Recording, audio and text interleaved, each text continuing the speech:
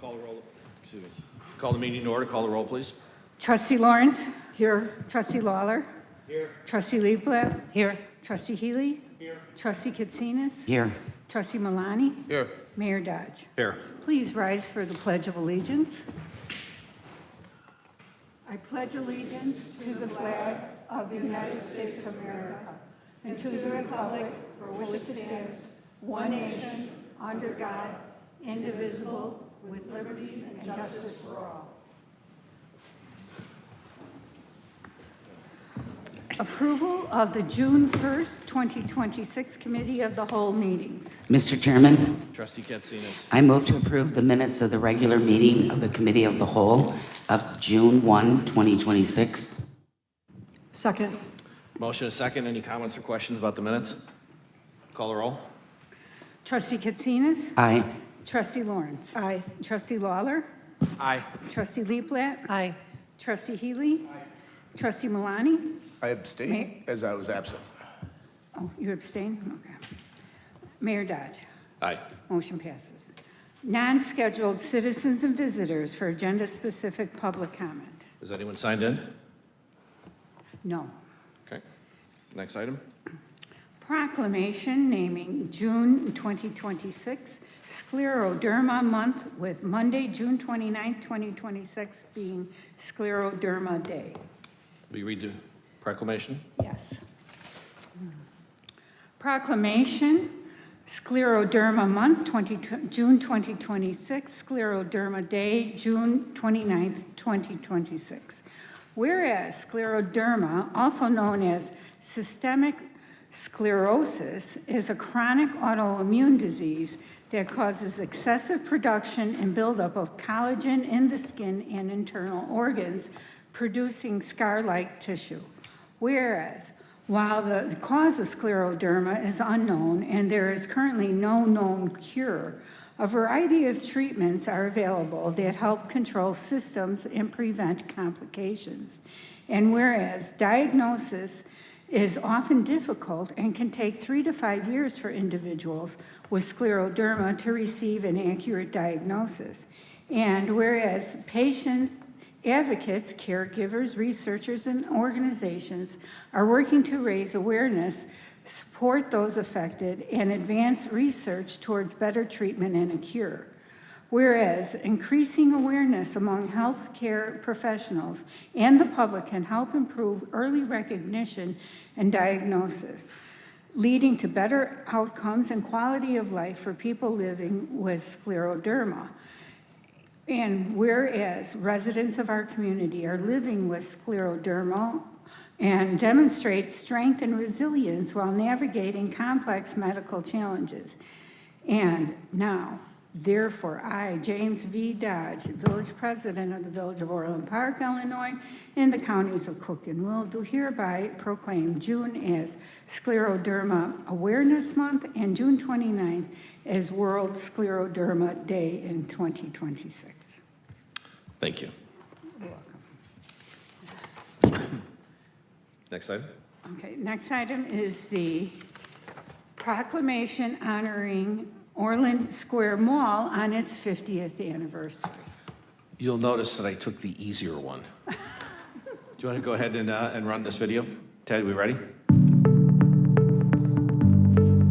I'm Jeff Burnett, the General Manager of Orland Square, and our team is excited to be chosen as the June Business of the Month. For 50 years, Orland Square has been in the heart of Orland Park, bringing together shopping, dining, and entertainment for the surrounding community. From top brands including Apple, Coach, Lego, and Sephora to popular restaurants like the Cheesecake Factory and family-friendly events throughout the year, there's something for everyone. Whether you're spending the day with friends, grabbing a quick bite, or hunting for the latest trends, Orland Square is a longtime local favorite that keeps the community connected and always coming back.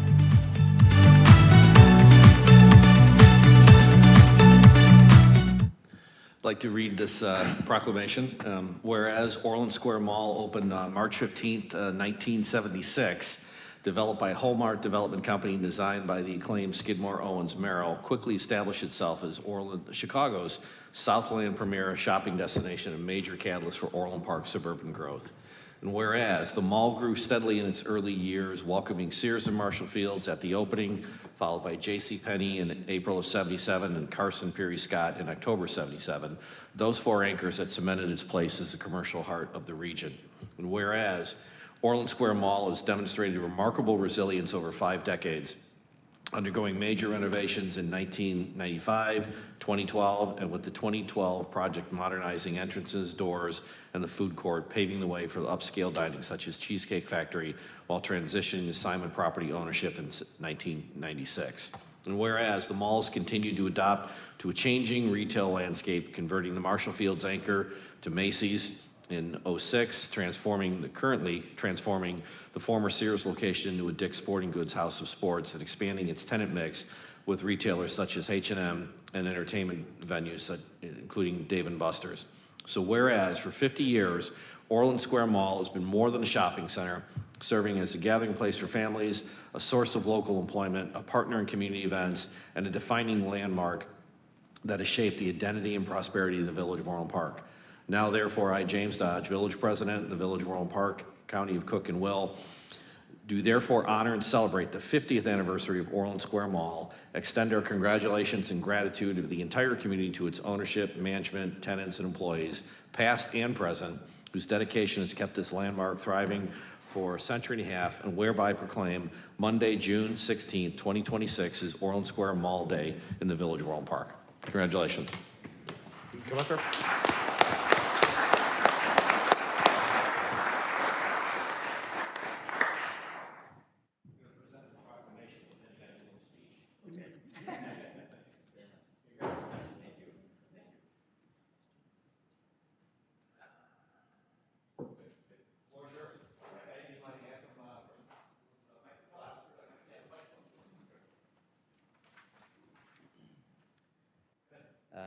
Thank you, Mayor Dodge.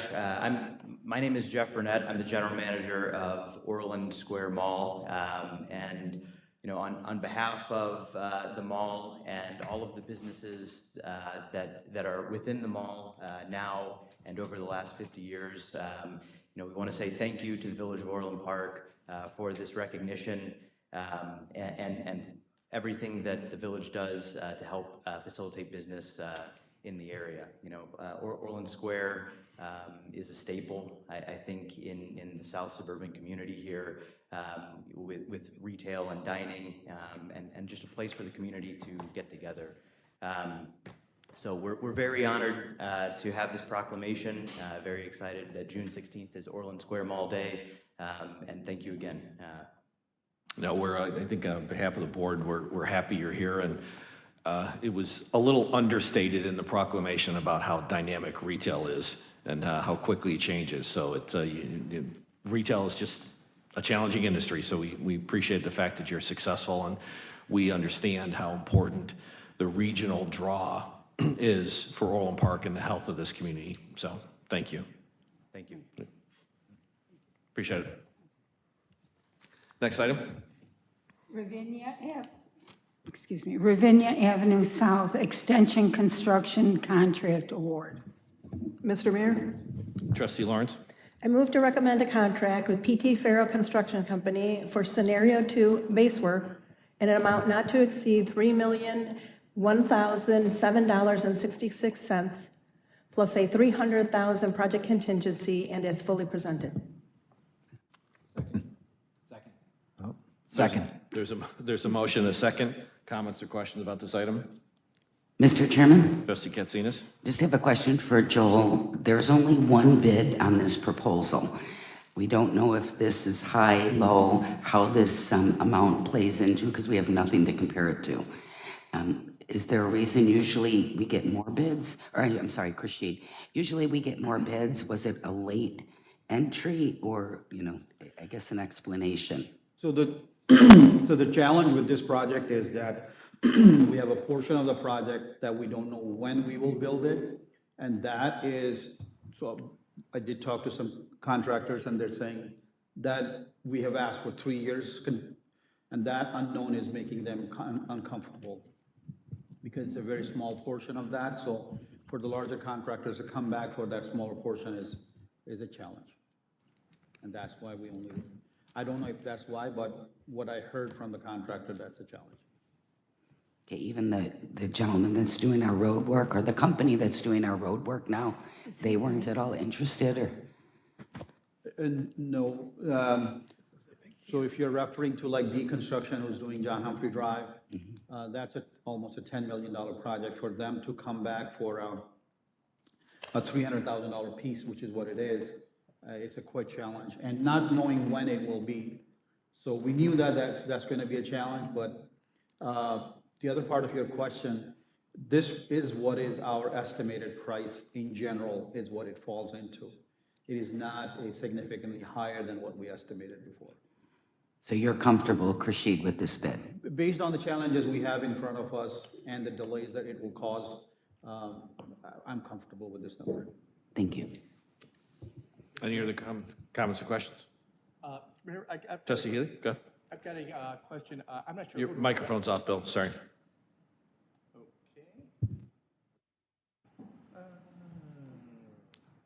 All right, Bill, I'm sorry, Bill, go ahead, we'll make sure we, Okay, my question is, well, how, there's a 10% retention on this. I'm not sure how we set these retentions, because it is, I mean, sometimes they're 5, sometimes they're different. I mean, why is it 10% on this one, I guess? 10% retention on projects is pretty standard for the industry. But they do get that money at the end of the project. It's just for us to get a comfortable position that the project, the pieces that they have done, has been done in an acceptable manner. Is there a special risk on this, that it might cost more, or? So retention has nothing to do with the risk or additional cost. Oh, I'm sorry, I mean, a contingency. I misspoke. I shouldn't have said retention. It was my mistake.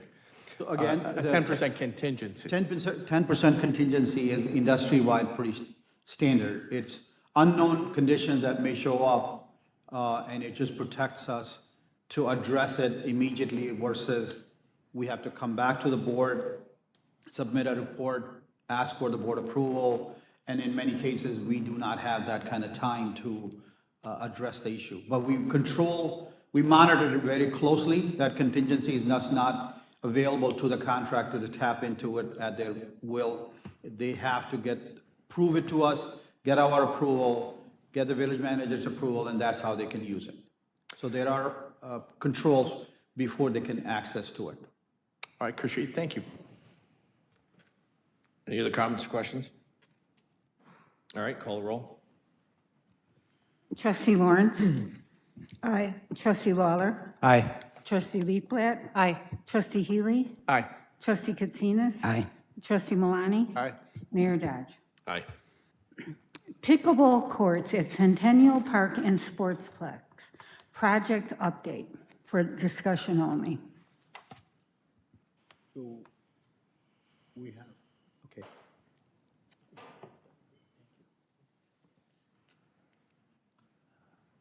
So this is for discussion only, and we need some direction, so we'll be discussing the pickleball courts.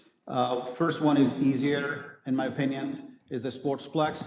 So we started looking at Sportsplex to build 4 courts out there. We did lay it out, but we decided that instead of 4, we will be building 2 courts here and then increasing the number of courts at Centennial, which will make still the total as 14 courts. So I just wanted to show you, this is the layout we have. The 2 courts on the south side, on the east side, which is closer to the building, are the one that we're proceeding. It will have basically 2 outdoor courts with lighting and a gazebo for players to, basically put their paddles and gather. Beyond that, there's not much anything else. We will have sidewalks and patios, concrete patios that will connect to the building. Any question on that, I can answer that. Otherwise, I'll jump to the Centennial. Mr. Mayor? I do have just one quick question on that. So there are 6 indoor pickleball courts at the Sportsplex, is that right? That's correct. Okay, so the Sportsplex would have 8 total? Yes, 2 outdoor. Yeah. Okay. And then is it a possibility to build the other two at a later date? Or- Yes. Okay, That's exactly, we'll have the capacity, stormwater system will be ready to accept 2 more courts whenever we wish to. okay. Thank you. So Centennial Park is where we need more directions. So I'm just giving you the quick update of what will be included, and then I'll get into you about layouts or so. So originally, we started with a 10-court layout, but we ended up with 12 courts. You will see that the 12-court is a more efficient layout. It will have a shaded pavilion for 80 to 100 people, where if we do organize a tournament or anything else, people could gather and then collect their information. We'll also be building a bathroom building with bathrooms plus storage and some fountains there as well. Approximately 50 parking spaces will be added into the system in that location, which will serve pickleball courts, but it will also serve other facilities, other sports facilities that are out there, but it's primarily for pickleball courts. We intend to provide portable bleachers that will be used for tournament championship games.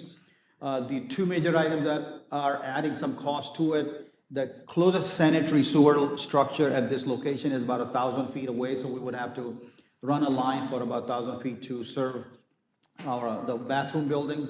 Same is for the water, fresh water, which is about 250 feet away. As we do it with all of our projects, we will add stormwater drainage system as well as security cameras, and the project will have the village code required landscaping. So just giving you an idea, this is our Centennial Park. Just to orient you, at the top of the page is 159th Street. At the bottom is 159th Street. And then zoom in, if you look at, this is where our existing ice rink is located. This is where the court will be built. And the next slide will show you that the ice rink, as well as the warming building and the fire pit and the other building, will be removed as part of this project. And all the infrastructure that is out there will be also removed with that project. This is the court layout that we have come up with. These are, as you can see, 12 courts with appropriate gaps in between that is industry accepted. The other thing that you can see is that on the left side of the court, where 2 of our village logos are shown, that's the pavilion building. And then either the north or south of it, we will locate the bathroom building. We have not decided where it will be, but more than likely it will be on the north side because it is closer to the sanitary sewer structure. That's just a layout. The current status, it's in early design. We anticipate that construction will start early in 27. Next step is we need some direction from the board about what type of shade we would be putting on these courts, if we would be putting any kind of short shades on it. And then we will come back to you with a contract amendment. So the first option on this one is no shade, which was the starting point. We will build a 12 outdoor court. It will not have any shade now or in the future. It will have artificial lighting to allow the games to be going on until 10 o'clock at night or whenever the courts will be closed, but it will be allowing it in the afternoon, evening hours. The second option is to put shades on each court. It's a fabric material. Each court will have a separate shade. It's averaging about $150,000 per shade and a total of about $1.8 million. That's plus some soft costs. So that's one option that we can go with. The fabric should last somewhere around 10 to 15 years, 10 to 12 years, depending on how the weather treats us, or hailstorms or anything like that, but that's the intent. It will be 10 plus years, the fabric will last.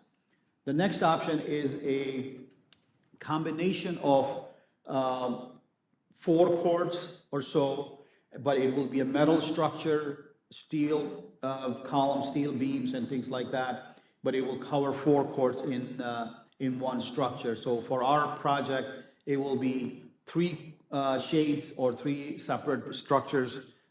And I was just showing how it might look like. The final structure is not decided, like how the shape will look like, but in general, this is how it will be. So approximately 150 feet by 100 foot will be one structure. It will cost us about $800,000 for one set of courts, and total cost would be about $2.5 million. These are shade costs. The project cost is separate. Please do not confuse that. The courts will be a separate cost.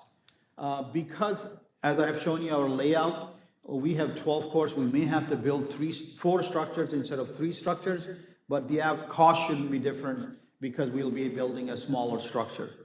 So that's option number 3 there. Then the last option is a 12-court shade on the entire 12 courts, which is about 45,000 a square foot. The cost for that is about $7 million. And then some soft costs on top of that.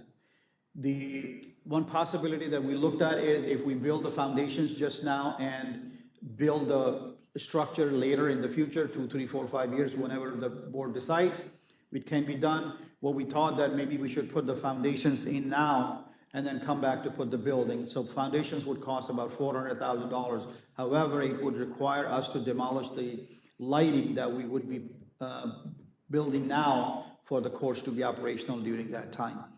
Those are the 4 options we have, and if you have any questions, comments. Yeah, Khursheed, thank you for bringing this forward. So where this conversation came from was once we kind of settled on adding the courts to Centennial, this configuration made the most sense versus if you're going to build 10, you might as well build 12 and make it a facility that potentially allows us, and Ray, this is some of the conversations we had with you about potentially thinking around tournaments. And if we're thinking tournaments, then you need to layer in some amenities. That's where the idea of the shade conversation come up. And what we asked Khursheed to do was just explore sets of options just to kind of get, quite frankly, a perspective and take the temperature of the board for that kind of work. So with that, we'll open it up for comments or questions from the board. Mr. Chairman, Trustee Milani? I guess I'll start piling on. So anywhere from $1.1 to $7 million to shade pickleball courts. Is that what I just heard? That's true.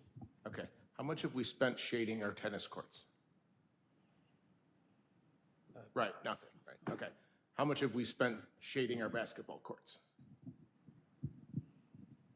Or any other facility other than dugouts at a baseball game? None, right?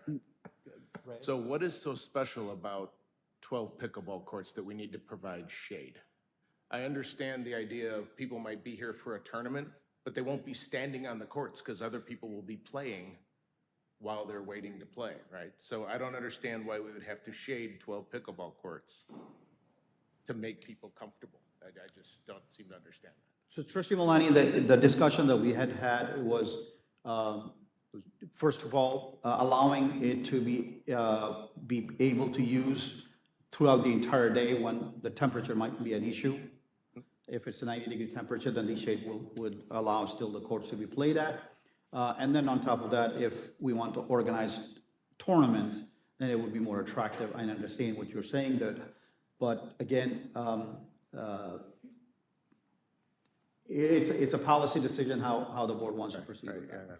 And when you say we, who had this discussion? Because this is the first time I've heard about shade. Trustee Milani, that's exactly why we brought it forward tonight. Okay, no, It's that's why an idea. I It's an couldn't idea. remember if that was part of the original No, project. I didn't think it we was. brought it before the board to see what people thought about the idea of if we think, that we don't have to do any of this, we don't have to do this at all. Option 0 is just build the courts and get on with it and try and get into the tournament business. This is something we could come back to later because you could potentially design the site to allow some of the footings if you ever wanted to go this big. Right. No, Not clear the business model is there for tournaments. Yeah, I get the business model, but I've never, first time, I mean, baseball tournaments go on all over the place and we don't erect shade. So that, I just think it's a very big cost that, how are we gonna recoup that? And one of the things that we were trying to address, sorry, Trustee Milani, and then we'll open up for the comment. One of the things we were trying to address is, Ray, if I understand it right, you might want to come up to a microphone.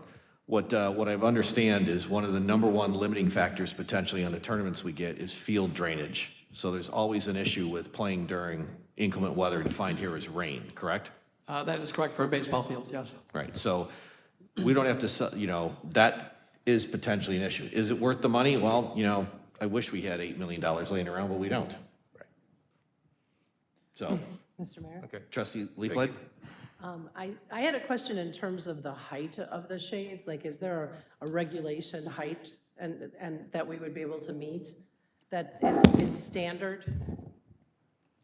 So Pickleball Association recommends that the middle portion of the court, where the highest height might be required, should be above 22, 24, even 26 feet. So this is one of the options that we're showing is going to have, if you go to the full court coverage or the four-court coverage, that will have a minimum of 18 on the edges and 26 in the middle. The one with the fabric, which is this one, it will have 14 on the edges and about 20 in the middle. Mr. Mayor? Trustee Lawler?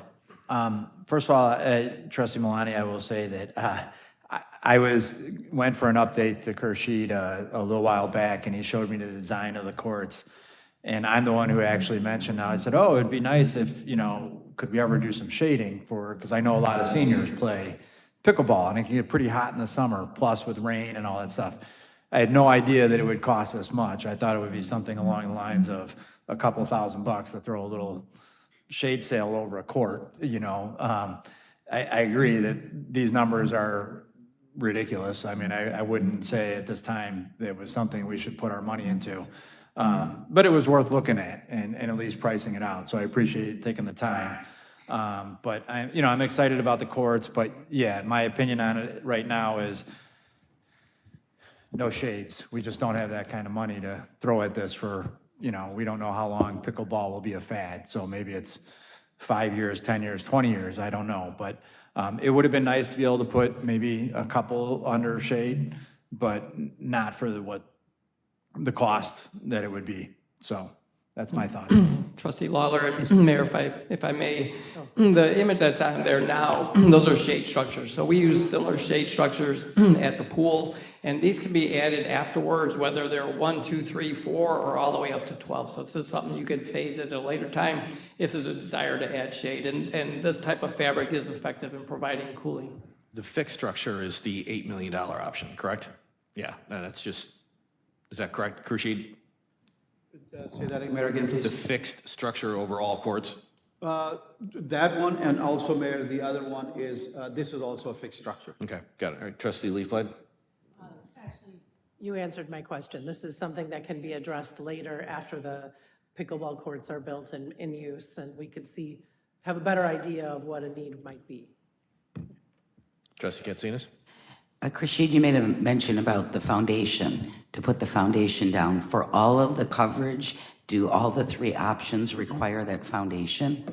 All of the options would require a foundation. Okay, and you made reference to you needed to do it now because of, or if we didn't do it now, we would have to redo the lighting lines.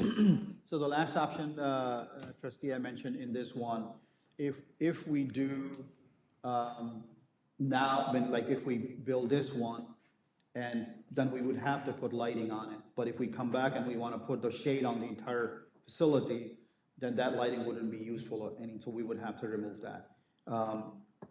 So anytime if you're going to do foundation now, and then you would have to do lighting. But if you do put the shade then you would have to add lighting underneath the shade, and then the lighting out on the outdoor. And you think the latter would be more expensive, correct? Correct. Trustee So if Healy? Oh, I'm sorry, Cassie. No, so if we wanted an in-between route to have it ready, should we need it, you'd put the foundation in. Yes, and it will have less disruption also, because excavation in courts and, damaging the courts and all of that, we can take care of that now and then make it, leave it ready for basically these are steel columns. You would have to bring them in, erect it, so it's nuts and bolts that you attach it and then you're done with it. So demolition or any disruption will be at a minimum. Thank you. Trustee Healy?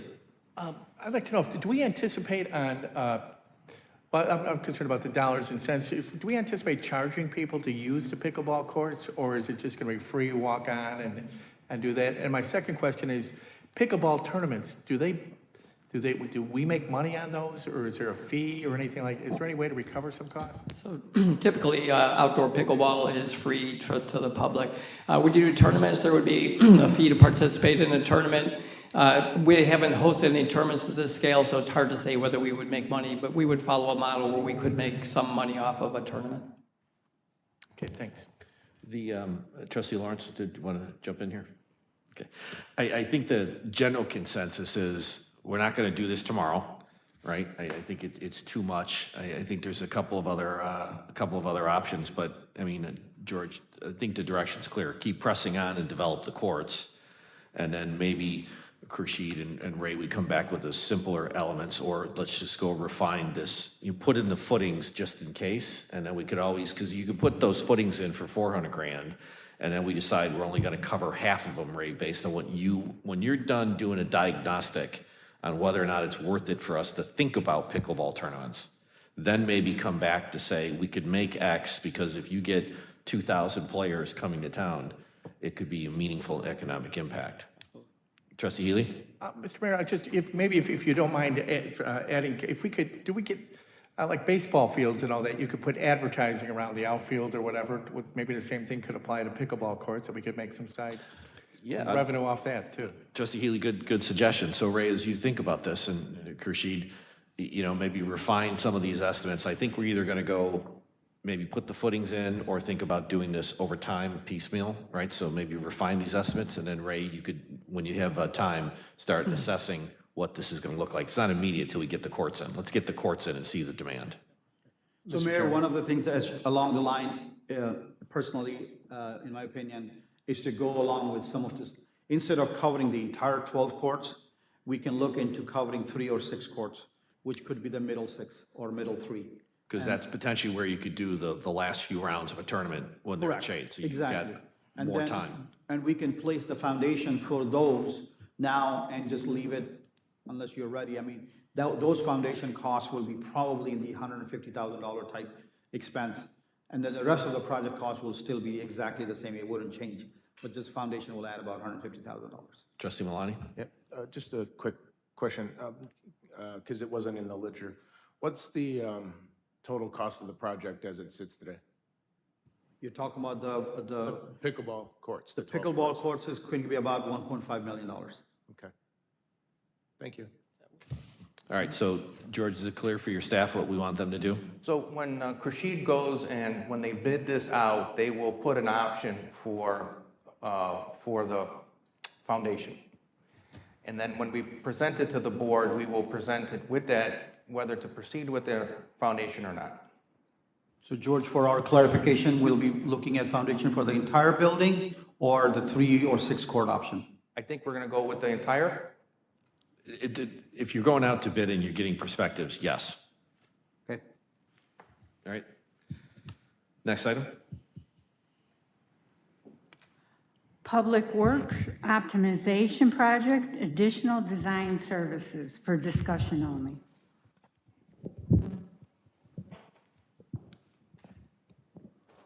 George, you want to provide a 30-second background on this before Joel's presentation? Yep, so for the past couple of years, actually as part of the 2023 5-year financial and 5-year capital program, one of the elements in that was the upgrade to the Public Works facility. And as the board may recall, initially an element of that was to use STP funds, motor fuel tax funds for the salt bin. And because we kept running into challenges getting contractors because of the qualification requirements, we eventually went out and did this differently. We bid the whole project.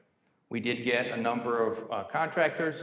The amount came in higher than estimated.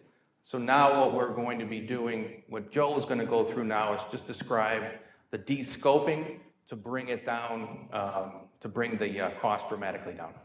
Thanks, George. Joel, before you start, we had originally budgeted $25 million for this? No. 15. 15? And What was it up to? What did the numbers come back if you tried to do 25. 25? Yeah. That Okay, range. so cost went up $10 million. Correct. Okay, go ahead. So because of that, we looked at the project to de-scope it, but we still wanted to hit the near-term needs that we have been always stressing on this project for our function. And I'll show you that through the layout and discuss those functions. In order to do that, I'm briefing this now, at the board meeting would be the official change order if we proceed with this. And that change order is $239,000. This is, he did a lot of supplemental services for us, and we wanted to make sure we cover those costs with IDOT bidding, some geotech work for us, calculations. They're also doing updated drawings, new MWRD permit, and then also we're asking a third-party estimate because we were so off last time. We want to make sure we have a good estimate going forth. So the project still is the salt and storage brine building in the lower right. We pave around that building. To the lower left, we still want the third bay configuration. This allows us to pull out public works in other locations in the village, so it's consolidated into that. There's a shop space for natural resources and facilities, and in that section of the building, we're not doing any reskinning or anything like that. We do have locker room and renovations because when we consolidated back in 2020, 1920, we gained a lot more people down there, and we shortage of lockers. And then the last two things is or three things. We will demo the old range because we finished building the new range, but we're not demoing the salt area and what we call the old army building, the tomb. We're gonna recapitalize that area because some of the functions are gonna go into the new building. And so we can utilize that space, but we do have to work on cleaning the joists, the ceiling joists, and repainting those joists so that they don't deteriorate any further than in the salt area. So those two areas, we're not gonna demo. We're gonna recapitalize that space, store the equipment in those two areas. That's really the de-scoping with the layout. This is our project costs that we're still looking at. This year would be for the change order. We'd still do the bonds through the construction. We want to be below that 15 million. I included the contingency below that. Then we have some oversight and then some minor owner's costs. 5 million will be used for the road program next year, and this will be part of the budget cycle that we will bring back to you during the budget. And we kind of created a timeline. So all the work will occur in 2027. But in order to do that, we're actually going to look at a construction management model where it's a two-step process. We negotiate and we send out a bid for a fee for a construction manager that would oversee the project. And then we'll send out an RFP for all the subs, and they will work for that construction manager. And those subs will provide us a bid, and we'll approve that, and then they will go and work under that construction manager's role. And after that, once that's awarded with the amendment, it's pretty standard overseeing the project going forward after that. So that's just kind of a timeline. And take any questions. George, so go back to your numbers page. Yes. So by reconfiguring the project, right, you think we can in 27 get it back to the original estimate of 15 million? That's the takeaway? That is the takeaway. And that's what, with all the construction management and all of that, we're basically going to tell them it's a $15 million project. So construction manager at risk is a change, as is repurposing some existing assets. That's what you meant by recapitalizing. I just want to demystify it from, for the average citizen, we're going to reuse the salt building, Correct. and we're changing the way we're going to have the project managed. And we've released some of the constraints we were under because of the motor fuel tax requirements, which is why we were having bid problems. Correct. When Comments we- or when I was looking at the work, we looked through some estimates of detailed estimates to get us a number below what we had planned. So we want to get below that. Comments or questions from the board? Mr. Chairman, Trustee Malani? could you go back to the drawing, please? Yes, sir. Looking at the old salt shed, I remember we were replacing it because it was kind of like beyond repair. We weren't going to use it anymore because it's salt, right? Because it's eating at the metal and the metal's deteriorating. Yeah. And the new building that we're going to build is going to be resistant to that, correct? Correct. Okay. Yes. So what do, if we do repair this, we're going to be able to at least salvage it, or is it going to continue to deteriorate? We talked with some folks for how we could salvage it, and they were talking about a certain type of paint that can be applied, but first you have to clean it. You have to really work to get, scrub the salt that had gotten on the steel. Okay. And then putting that type of paint on, it actually seals the steel from deteriorating any further. And so that was our goal, is to kind of maximize an area that we could possibly store some stuff in there. So just like 5,000 gallons of navel jelly and some paint over rust and call it a day that's probably not a good enough. Not quite. Bring your work clothes, All Mike. right, but so we'll be able to store like vehicles and things in there? Yes. That's Yep. the intention? Yes, that's the intention. Yes. Okay. And we have brine equipment in the old the Army building. That'll be in the new building. So we opened up that space. We use dirt, pulverized dirt in that tube building, and we'll be in the new building. So by having that second new building, it opens up more space that we could put our vehicles and so forth. And if it did happen to leak, if it was a roof, it's just a vehicle, it's not gonna really damage anything, so, okay. All right, thanks. Any other comments or questions? Mr. Chairman, Trustee Katsinas? just a quick question, Joel. You feel very confident in these numbers?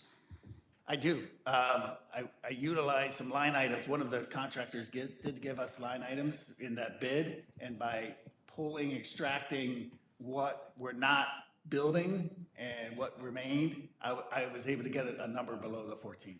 So I think once we get out to bid again, we should fall into that. But how long ago did we get that bid? It was approximately Like a month ago? about a month, yes. Okay, Yeah, so it's recent. pretty recent. And knowing it's 1 year and 27, it also helps with the project. It'll be fresh, brand new, because they'll start the work right away in the spring. Thank you. Trustee Leaflet? I just had a question. I wanted to clarify for myself. I remember that there was the building, the portion where the salt is, was pushing against a wall into an area where vehicles are. Correct. So are we talking now that we can salvage that area, both areas, or or just that wall and the part where the salt was will still get knocked down, but the other area where the vehicles were on the other side of the wall, that would remain?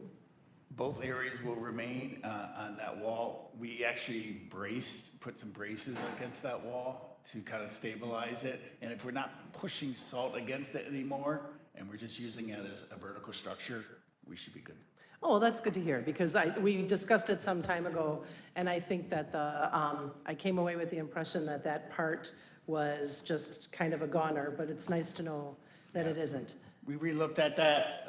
We could keep it as long as down the road, maybe we could do the final north section, but we'll deal with that now, later on.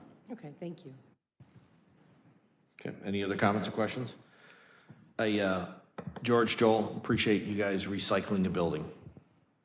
So I think that'll work to get the cost down. So I appreciate the effort you put in on this one. Do we have tonight just discussion? Discussion. Okay, got it. Next item, please.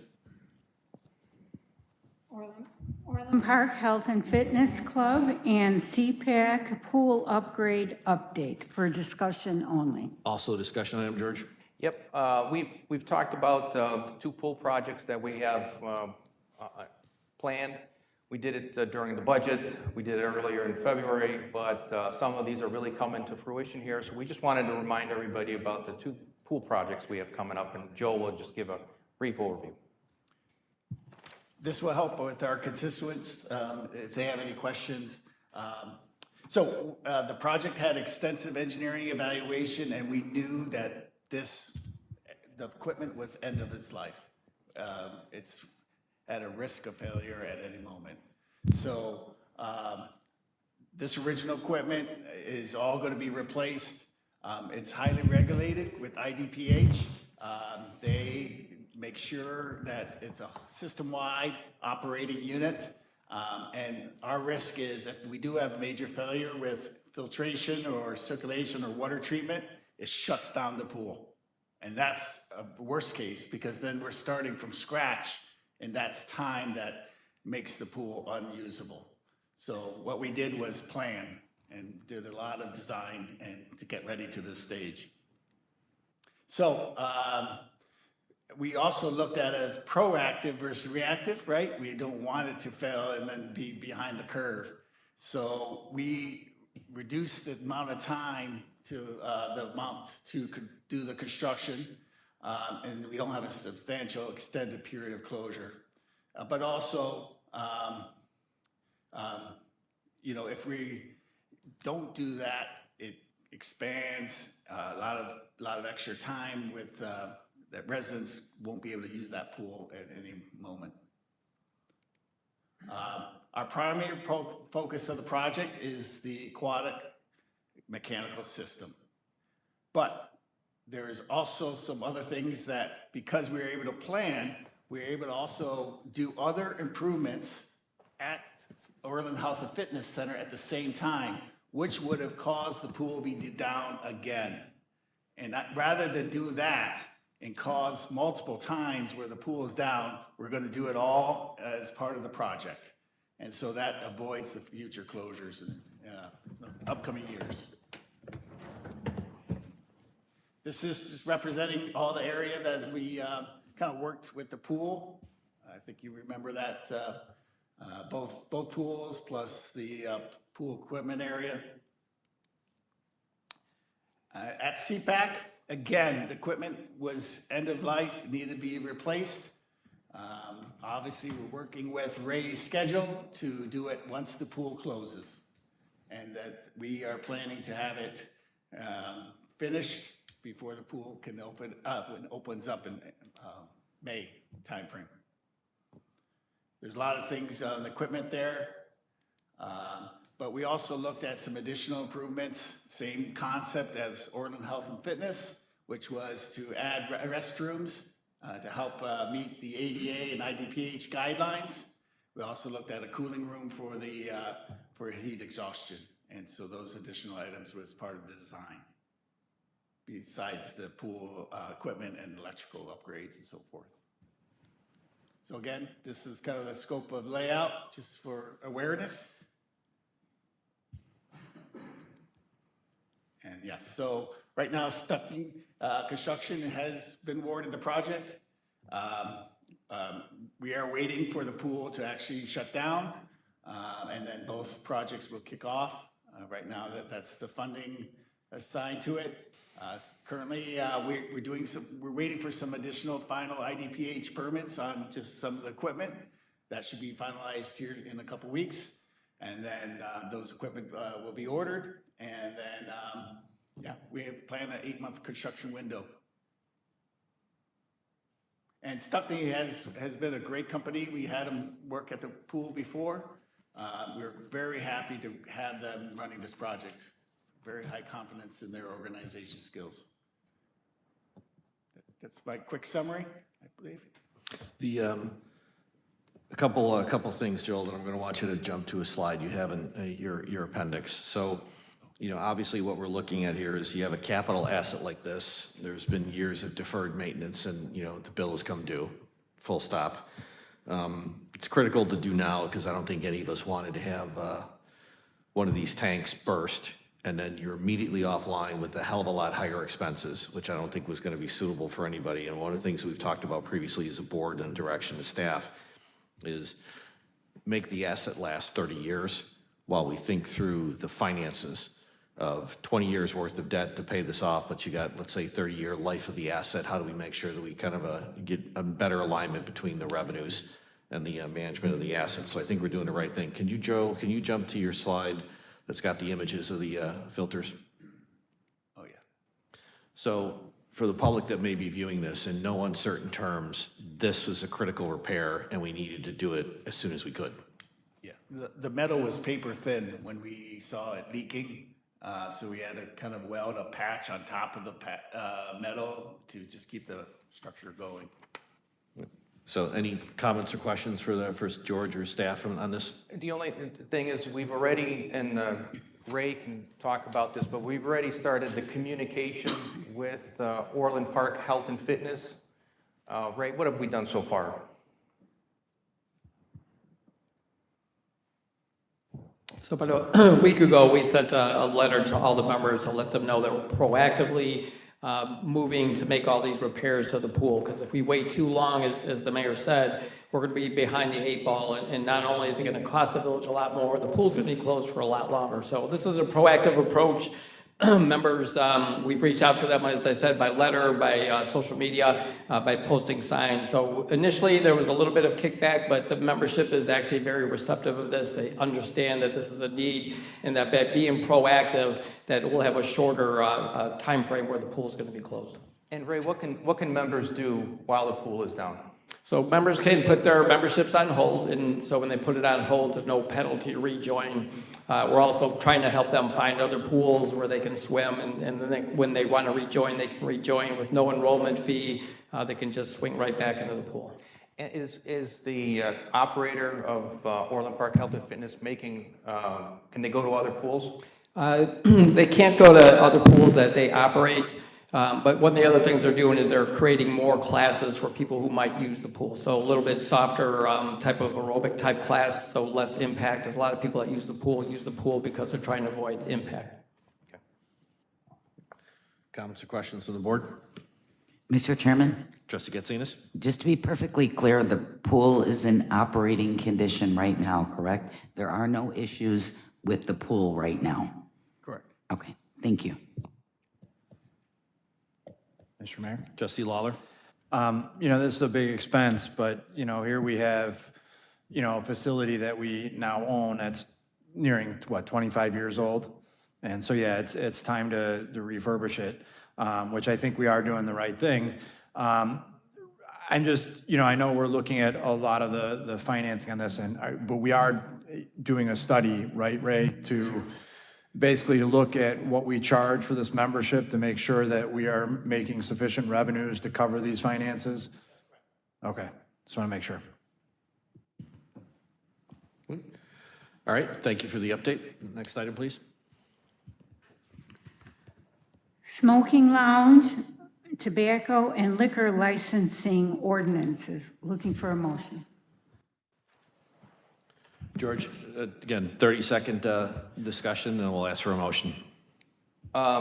This is, I also have a PowerPoint if we want to go into more details, but essentially, we periodically get requests for smoking lounges.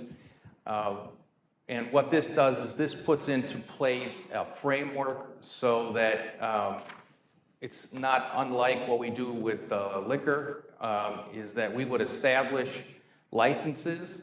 We would set the license number at 0, but we have very strict requirements for anybody that actually meets the requirements that they could apply, and all the processes. So there are two proposed smoking lounge licenses. One is cigar and one is hookah. And then there is 2 proposed liquor. One is a BYOB for a smoking lounge, and then the other one is where there is essentially a bar with a next door of a smoking lounge. That's the model that's used in Park Ridge. There's a group out there. And so all of this is in compliance with state law. It actually exceeds a lot of the requirements that are in state law. For example, anybody that works or is a patron of any of these, the age is set at 25 and above. The HVAC requirements are very strict, high turnover on air. So what this does is this puts into motion today's discussion is to really just put it into motion. at a future meeting, we would bring back the actual ordinance. It is, again, to establish it. We've had smoking lounges before, and our ordinances were, not the best at the time. Dewan Hookah was the one that we had before. This puts into place a very strict, and it requires a lot from anybody that's interested in investing in something like that in Orland. Comments or questions? Trustee Lawler? No, I think this is a good thing. I live over near the Dewan Hookah Bar, and I know that created a lot of havoc for the neighborhood. So making a stricter ordinance, I think, is needed. So I think it's a good thing. Mr. Chairman? Trustee Katsinas? Chief, if you can, we've had things called smoke shops in town. We've had a lot of issues with them. And what previously was done is, as a business was out of compliant, of course, that license was removed. I know I worked next to one that there was a smoke shop operating until late in the night. And I know we had problems with, illegal substance. And is that still an issue, or has that been resolved? Are you referencing? Like the smoke shops we currently have in town. The independent, not like a gas station. So Trustee Katsinas, we actually have two, not that one, if you can go to the, so we actually have two existing tobacco licensing qualifications. One is a retailer, like a Walgreens, it's just an added to them. The other one was those standalone smoke shops. And you're exactly right. How many did we have, George? Initially, there was a flood of applications that we received. Yeah, there was a period where all we were getting was tobacco shop applications. So eventually the board initiated something similar to what's being proposed right now, the Class B, I'm sorry. Yeah, so what we have is the Class A is the accessory retail, and the Class B is the full tobacco store. So what we're proposing is two new classes. It's one slide before. Not that one more. So the A, again, is an accessory. B is it's standalone tobacco shop. We've probably eliminated half of those licenses already. So as a business closed or was closed, the village board has reduced the number of licenses that are available. So now, in order to better regulate this, we have the Class C, which is the smoke shop license. And then we're also proposing a Class D to restrict vending of vape. So it's vape vending machines is a thing now. It's very difficult under our current land use to actually get it, but this will ensure that, again, the number of licenses is set to 0. Okay, and then a lot of ordinance, all this has already been written, but yet this is the first time we've discussed it. Right. Now, that's a little concerning, but I think Orland Park has always been known as more of a stricter community than maybe some of our neighbors, and including developers, and I'm sure Ramsey can attest to that. Whether it be and certainly in our business environment. Orland Park does not have bars. Orland Park does not have video cafes for a reason. I think our focus has been looking at the village as a family-oriented community. And we look to businesses that fit in with our existing businesses, in addition to complementing them and representing the values of the community. I personally don't think this is a good idea. I think a lot of work has been put into it already. I think, we had community outreach for pickleball. We should have community outreach for this to see how our residents feel. I was in an area that was a very depressed area, and I saw a lot of smoke shops. And, after reading this, it doesn't form a good opinion, I think, of a community, right or wrong. not passing any judgment. I'm just saying, you know, having sold houses in Orland for 40 years, I'm sure people would notice things like that. So I would hope that, you know, bringing this forward, we can engage the community and get some of their input as well, just like we did on pickleball and with the triangle. Mr. Mayor? Trustee Leafblad. I just want to be clear on this. For example, some of our, you know, local liquor stores sell cigars. So like somebody could have a shop where they sell loose tobacco and cigars only, or they could have a license that allows people to actually purchase the cigar and then sit in there and smoke it. Right. Because you can't do that in every store where you Correct. could purchase it. Sometimes you have to take it with you and leave.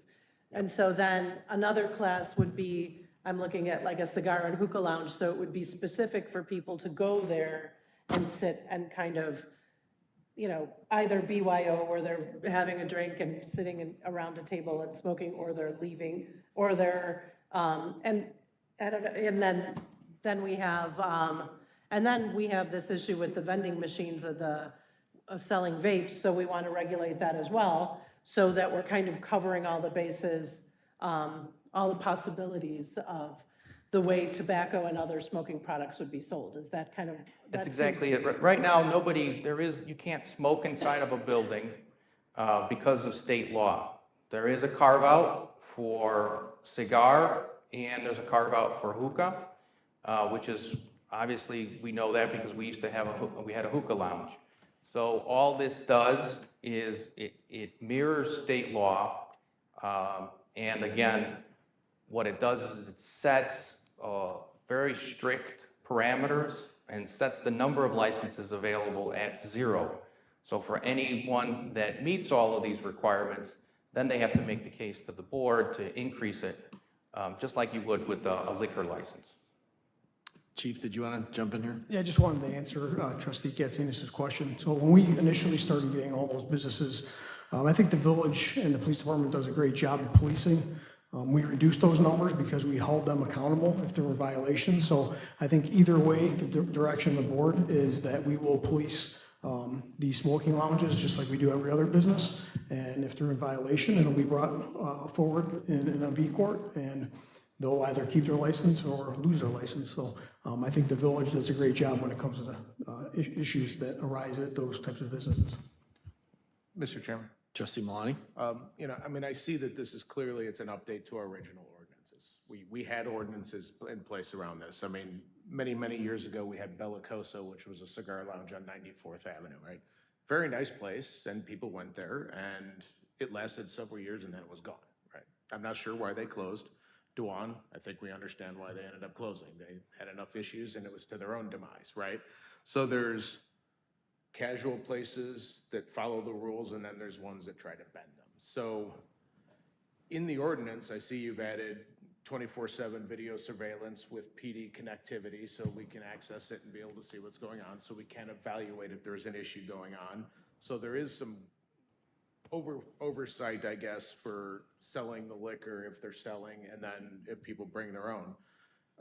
The issue is people trying to sneak theirs out. I know it says here, oh, you can't take your liquor, but how many people are going to actually try? You know, and now they have an open bottle of liquor in their car, right? You know, that's a concern to me. Currently in Orland Park, you can't have a bar because you have to have food. But here we're saying, hey, you don't have to have food, but tobacco's okay. Is that the alternative? You don't have food, so let's have tobacco instead? Yeah, and that's true that Orland Park doesn't have bars per se. I think some people that come to Orland Park they'll think that we have bars if you're driving around, but it is something that's being reevaluated. Later on, we're going to be talking about the downtown Orland Park project. Right. And originally, when that came up many years ago, there was a consensus that we would look to one, make bars eligible in that district, and two, a open carry. So that was discussed. Yeah, I remember that. And it was, yeah, in a certain section, you would have the ability to carry, because you could kind of walk from place to place, and that it's an entertainment district where we would have that. But we're not talking if I want to go open on 167th and Wolf, just open a standalone bar on the corner. I don't think that's what we want. You know, I mean, those are two different things, right? And this is in that second bucket, I feel, where if we're allowing places to sell liquor only if they have food, this should be a situation where maybe this needs food too. But to be quite honest, how many people want to eat and smoke a cigar at the same time? That doesn't sound like it would be very fun. And I don't think, and state law does not allow the sale of food with cigar. Because then it's like a smoking, non-smoking restaurant, right? Yeah. Same idea, right? So, you know, I mean, I see what we're trying to do here, but I think it adds another layer of enforcement. You know, to Chief's point, we're already busy doing other things. Here's another thing we're gonna have to go look at. A lot of the smoke shops, before we, you know, really started catching them at it, were selling THC products on their shelves, just mixed in with all the other stuff, right? How do we keep this place from doing the same thing? And just kind of curious, how many petitions have we had over the last, say, year or two that related to hookah lounges or a cigar shop? I would say 4. 4. Okay. Yeah, I'm not sure if I love the idea or not at this point. I guess I'll listen to everybody else's comments as well. So, thank you. Any other comments from the board? Mr. Chairman, Trustee Katsinas? just have a quick question. A little concerned about people bringing in their own alcohol. You know, sure, the chief can go there and do compliance checks, but, you know, you always think of the what ifs and where are the controls? And what about the employees in that establishment? How are they gonna control somebody that brought in their own alcohol? You know, and I get it, over 25, hopefully they'll have a machine that can tell if the license is phony. You know, it's not, you know, just a made-up license. But I guess where are the controls on that? Because our liquor license, you know, they have to adhere to a certain standard. And now we have a place of establishment where public can go into with alcohol, but there's really no oversight by the people that own the business, right? There's a disconnect there, and that's a concern for me. I also have a concern if the operator decided to sell alcohol. You know, of course, they don't have a liquor license, not supposed to, but, you know, that certainly is tempting to do, let's say. So that's my feelings. We currently have a BYOB license. It's separate than this. So this would be our second BYOB license. And it's the same thing that we would have to do with everything else is we would have to enforce and monitor. And as far as these BYOBs, they charge a corking fee, right? And there is I'm not a connoisseur at all, but there is a process where you can walk out, they seal the bag, they seal it all up and everything. It's a regular occurrence.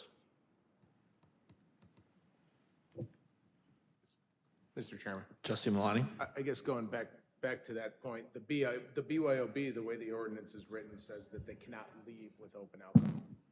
So does that mean that we would go through that sealing process to make it no longer open, or we're just not going to let them leave? Yeah, the sealing process. And I believe that's in there in the ordinance about the requirement for sealing the liquor. Because I've seen instances of both.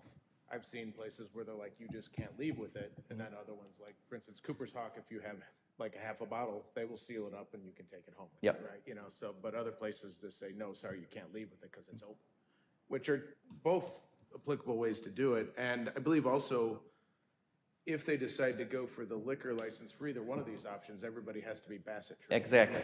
So Yep. they have to be aware of serving liquor and the rules in the ordinance. The background checks, all of that. And if someone's going to do this under the table, I don't think they're going to go through those particular types of things. To get to this point is going to be an expensive endeavor. Right. So if anybody is actually willing to it has to be a standalone location.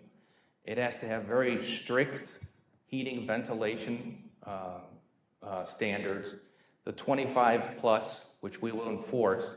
If anybody's getting to that point, I don't think they're willing to risk their license to let somebody walk out, you know, with an open container. Thanks. Any other comments, questions from the board? Because we went into discussion, which is fine, but we'll need to have a motion soon. My comments before I'll ask for a motion is, George, or you and the chief or both, I thought that Springfield made some changes to what they're regulating with the Delta 9 and derivative products. Is that true?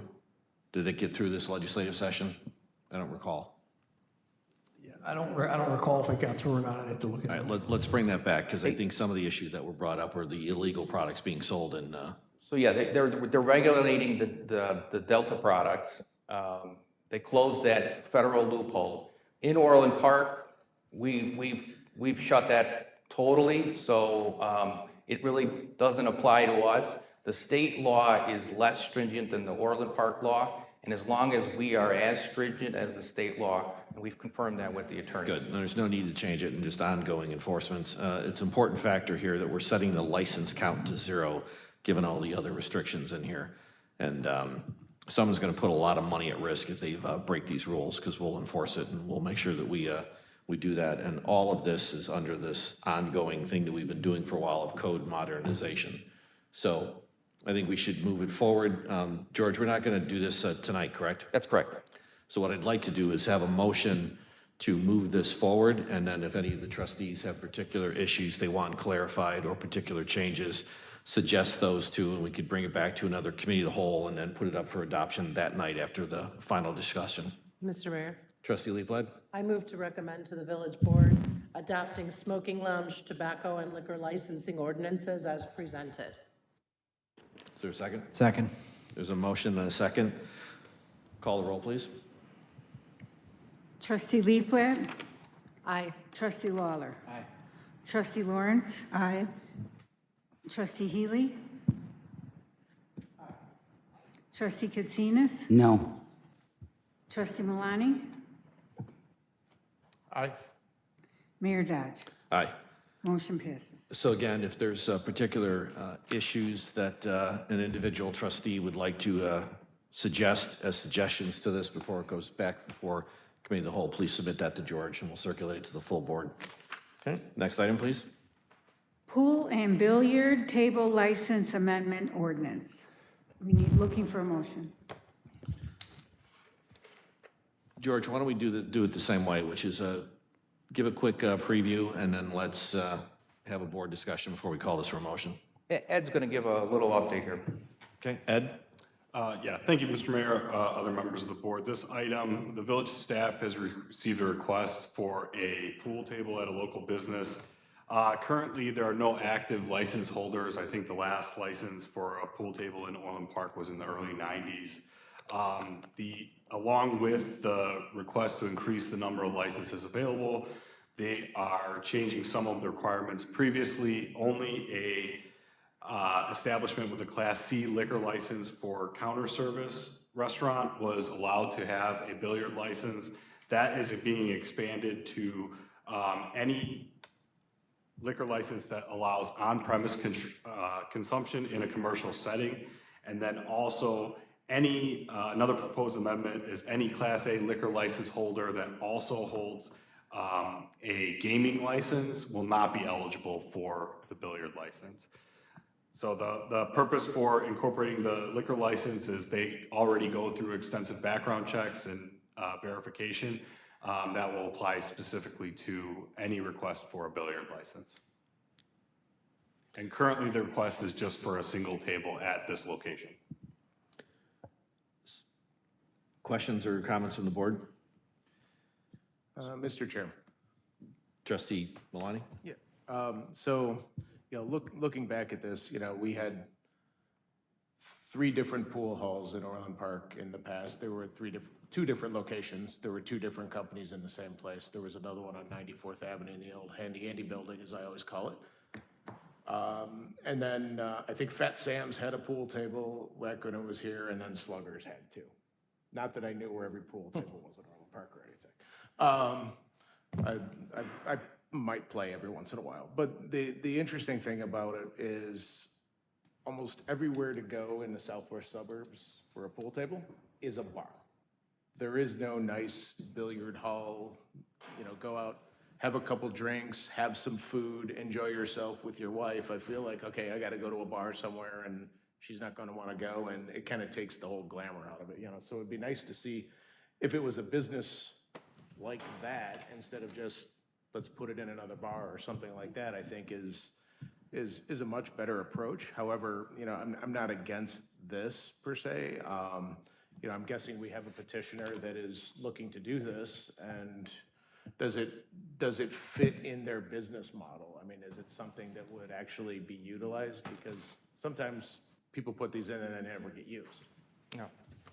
I mean, obviously, they think it's going to be utilized, though, and they've asked for it. And it meets that requirement where they used to have the gaming, they dropped the gaming, and they're looking to put something else in its place. Okay. And I guess the one confusion I've had, so the current license only applies to restaurants with counter service. So that's if you were walking up to get your tray of food and sitting down with it. Is that what counter service would mean? That's correct. Okay. So this will open it up to, let's say, if Buffalo Wild Wings wanted to put in a pool table, they could because they have food and liquor, or do these liquor licenses not include food? No, that's correct. That would apply to Buffalo Wild Wings, it's subject to them not having a gaming license. Okay. Oh, yeah, that's right, they have. So, okay, so pretty much anybody that has food, liquor could do this then. Okay. All right, I think those were my questions. Thanks. Mr. Mayor? Hang on, I think trustee Lawler wanted to be recognized first. All right, trustee Leafblad?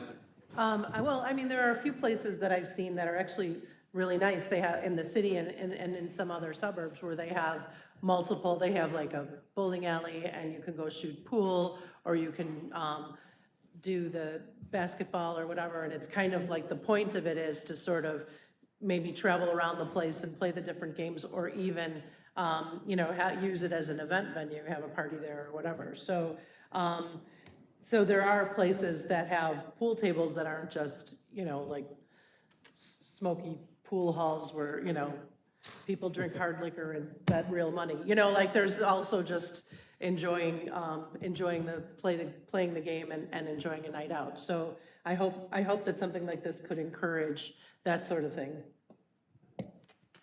Any other comments or questions? All right, we'll need a motion then. Move this forward. Trustee Lawler? Mr. Mayor, I move to recommend to the village board adopting the ordinance as presented, amended Chapter 3, Title 7 of the Village Code. Second. There's a motion and a second. Call the roll, please. Trustee Lawler? Aye. Trustee Healy? Aye. Trustee Lawrence? Aye. Trustee Leafblat? Aye. Trustee Aye. Trustee Malani? Aye. Mayor Dodge. Aye. RFP number 26-015, Centennial Park West Strategic Operating Plan Award. George, 30 seconds, or Ray, 30 seconds. Thank you. I'll try for 30 seconds. So as Trustee Lawler mentioned earlier, we're busy doing quite a few feasibility studies this summer, one of which is the Centennial Park West Strategic Operating Plan. And the idea of this study is to guide the village in the future use of the Centennial Park West as it stands now, and potential expansion of year-round use and additional facilities. We're looking for data-driven information that helps us scale the use of the site, the frequency of the site, the neighborhood compatibility. So we have a great venue out there, but we want to make sure we're good neighbors and we use it appropriately in a financial sensible way. The RFP generated 8 proposals. Out of those 8 proposals, we reviewed those and selected 3 firms for interviews. We used a weighted scale of 1 through 5 to determine who should move on to a second round. And as a part of that, the top scoring firm scored a 90 out of a possible 100. This firm had a terrific approach in how they would engage stakeholders, their financial assessment of the facility, operational planning, and implementation strategies. We felt this firm was stronger than the other firms that would help the village to determine an award or the future progress of this site in a data-driven manner. Checking with references, all the references were very supportive of this consultant, and so we're recommending that this award be awarded to Keene. Ray, if part of their stakeholders will include discussions with the public, correct? That's Can you correct. touch on that briefly? Yeah, so there would be quite a few stakeholder meetings that would be in person and potentially online. So that would be with our advisory groups, the village board, the community as a whole, and there would also be a survey that would be accompanied with that. So we're going to make sure when they do the engagement, it meets our requirements and what we want. If we feel like they haven't done enough engagement, we're going to ask for more. All right, I'll open it up for board comments. Comments or questions for Ray? Go ahead, Trustee Lawler.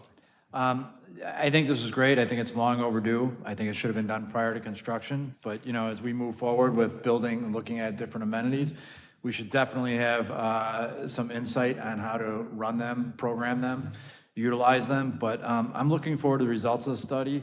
You know, it is an amenity that we now have that moving forward, we're not going to tear it down. But hopefully the study will give us some insight in how to program and use it in the future so we can get the most efficient and enjoyable use out of it. Any other comments or questions? Or if not, I'll entertain a motion.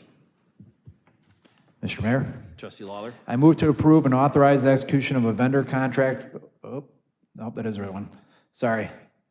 I move to approve and authorize the execution of a vendor contract for goods, supplies, and services for RFP number 26-015 to Keene Independent Research for the development of a strategic operating plan, including an evaluation of potential expansion year-round use at Centennial Park West for a cost not to exceed $129,610 plus a contingency of $12,961 for additional services, if additional services are requested, for a total not to exceed contract price of $142,571 as fully presented. Second?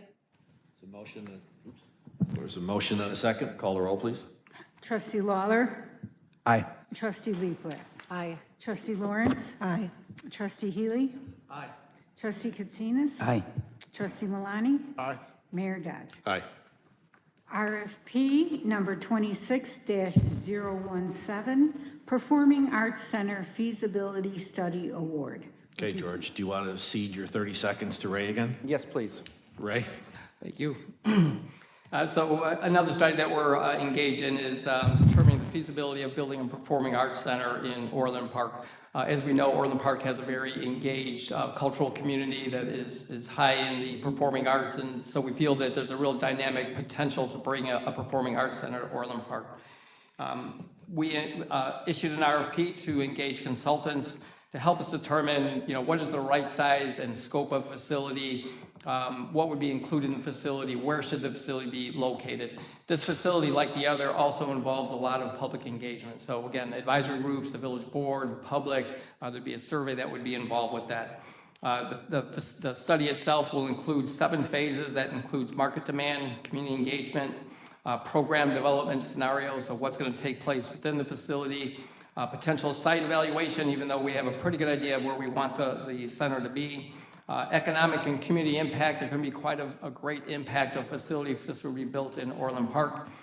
Financial feasibility, partnerships and governance models. We want to understand how the facility operates financially through pro formas. And recommendation and decision framework that the board can use to make an informed decision. 13 proposals were received. We interviewed 5 different firms. In those firms, again, we felt there were a number of firms that exceeded the others as far as their experience as it relates to Orland Park and its value. So all the firms are very good, and I should emphasize that with both of the studies. They're all very good. Some of them are more affordable than others, and we think that for the price that we can do a really good job of this study at a more affordable price than maybe a higher price firm. So as a part of this, we're recommending that this be awarded to Theater Projects. The references were excellent, and we think they'd be very capable of performing this study on behalf of the village. Okay. Questions or comments from the board on this? Again, it's to go out and do the feasibility study. Trustee Lawler? Yeah, no, again, I had the opportunity to sit in on all 5 of these interviews. I was really impressed with all of them, but I agree with Ray. Theater Projects, they offered a lot of experience, and they were reasonably priced.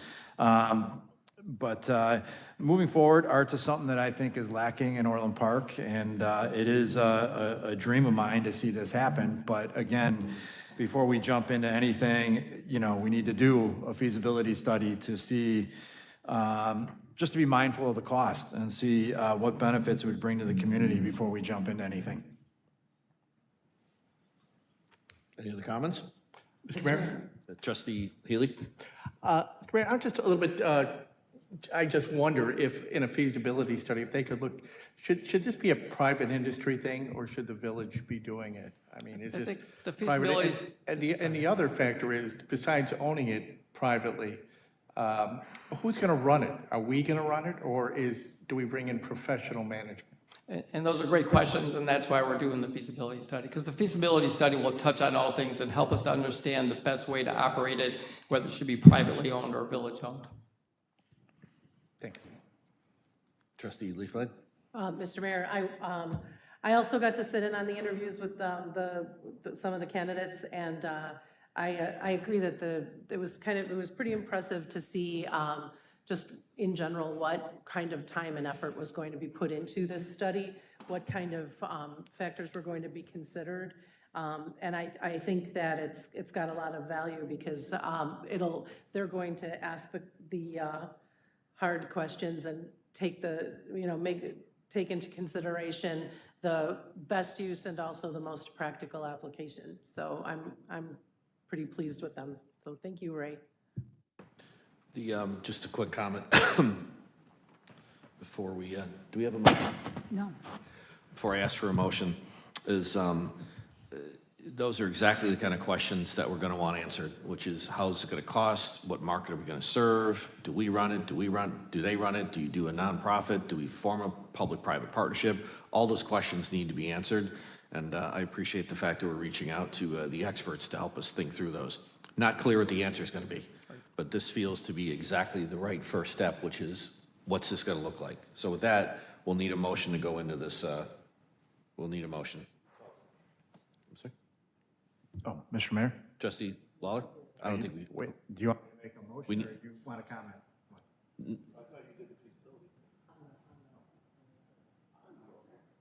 We need a motion for this item, correct? No, I know, yeah. Yeah, so we need a motion. No, that was the other one. That was the other feasibility study. Yeah, well, there you go. Trustee Lawler, we do need a motion, please. All right, Mr. Mayor, I move to recommend to the village board to approve and authorize the execution of a vendor contract for goods, supplies, and services for RFP number 26-017 to Theater Projects of Norwalk, Connecticut, to conduct a comprehensive feasibility study for a potential performing arts center in Orland Park for a cost not to exceed $97,835, plus a contingency of $9,783.50 for additional services as requested for a total not to exceed contract price of $107,618.50 as fully presented. Second? There's a motion and a second. Call the roll, please. Trustee Lawler? Aye. Trustee Leaflet? Aye. Trustee Lawrence? Aye. Trustee Healy? Aye. Trustee Katsinas? Aye. Trustee Malani? Aye. Mayor Dodge. Aye. Resolution, land use moratorium extension. Mr. Chairman, Trustee Katsinas. I move to recommend to the village board adopting a resolution extending the temporary land use moratorium as fully presented. Second? All right, there's a motion and a second. Any comments or questions? George, 30 seconds. 30 seconds. In October, the village board adopted this temporary moratorium on 14 land uses. Staff has made very good progress. In order to make sure that everything is buttoned up tightly, we're asking that we extend the moratorium to the end of the year. And then what we're also requesting is the addition of childcare facilities, and that's it. We're going to the end of the year. If there's no comments or questions, I'll call the roll. Trustee Katsinas? Aye. Trustee Leaflet? Aye. Trustee Lawrence? Aye. Trustee Lawler? Aye. Trustee Healy? Aye. Trustee Malani? Aye. Mayor Dodge. Aye. New Downtown Orland Park Triangle Plan, UCMC, ground lease on parcel E and amended and restated redevelopment agreement. Looking for a motion. George, we'll have the discussion first, then we'll do a motion. The short version of this is Ramsey's here to announce some opening dates and ribbon cuttings. Is that true, Ramsey? He's very excited about that. So when we started down this pathway, we wanted to do a couple of things, and we worked closely with Edwards Realty and their attorney and your entire team. So before I say anything else, I want to say thank you for working through all these issues with that. One of the things that we were looking to do, George, I'm going to ask you to I'll give you 60 seconds on this one. Okay. Right, because we're going to have a robust discussion. We wanted to do everything we could to increase the chances of success for the project. That was goal number one. Goal number two was also to do everything we could to minimize I want to say the risk of the project, but just the potential debt load. And I think we've been able to come to a new agreement that's got some exciting announcements that are going to happen tonight. So when we get through with some of the opening, just throw it open to the board for discussion. So George, I'll give you double the time, 60 seconds. So what we have today, first I want to introduce a couple of people here. We have Ramsey Hassan, Edwards Realty, Mark Gershon, that's the attorney for Ramsey, and why do I keep forgetting? Corey, I want to call him Dale. Corey, the architect.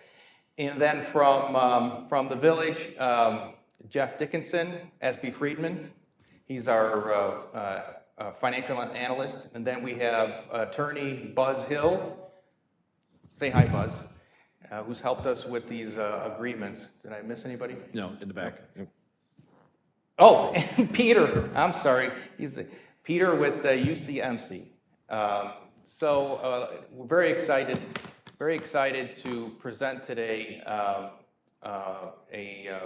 new plan that incorporates both the best of both situations with Edwards and with UCMC. We have just a short video, just provide a high-level overview.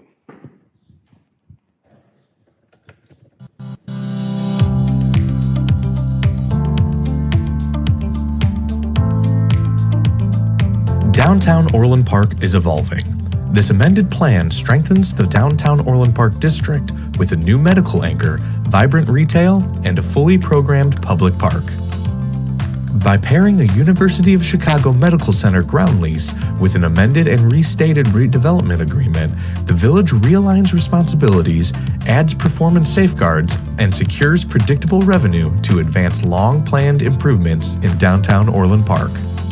UCMC will develop a medical facility creating hundreds of jobs, bringing high-frequency, daytime foot traffic, complementary retail, and regional brand. Parking access remains protected.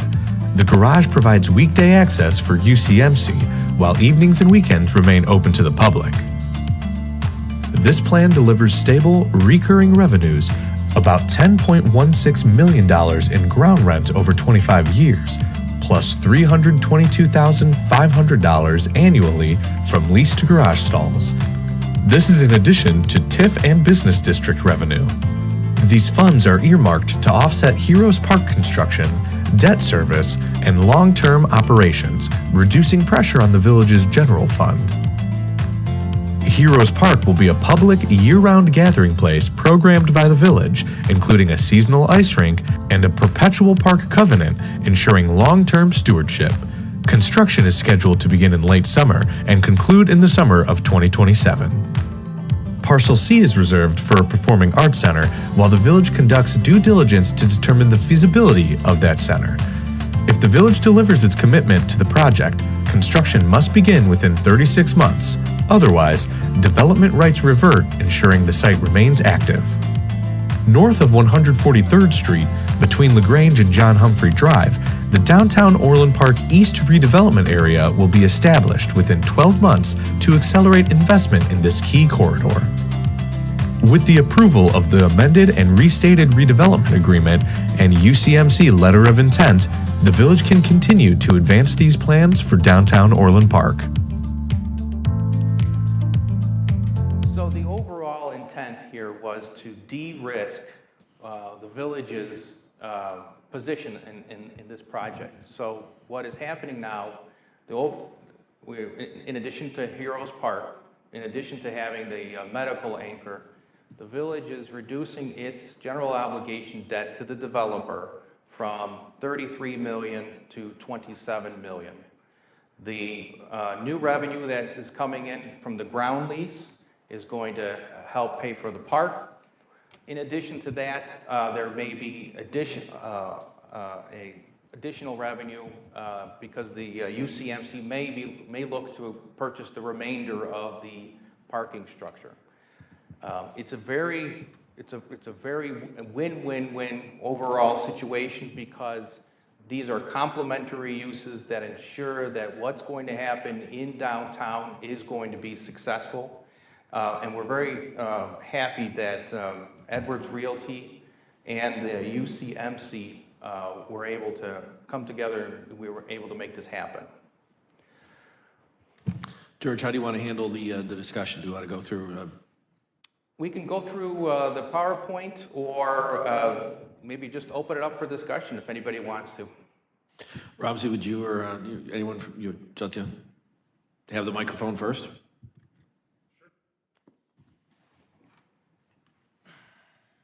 Hello, pleasure to be in front of the board again. I think when this project was approved early last year, the only guarantee I made was that things were going to change, as they always do. So, you know, as we embarked on the development of this very important corridor in town, you know, some new developments take place.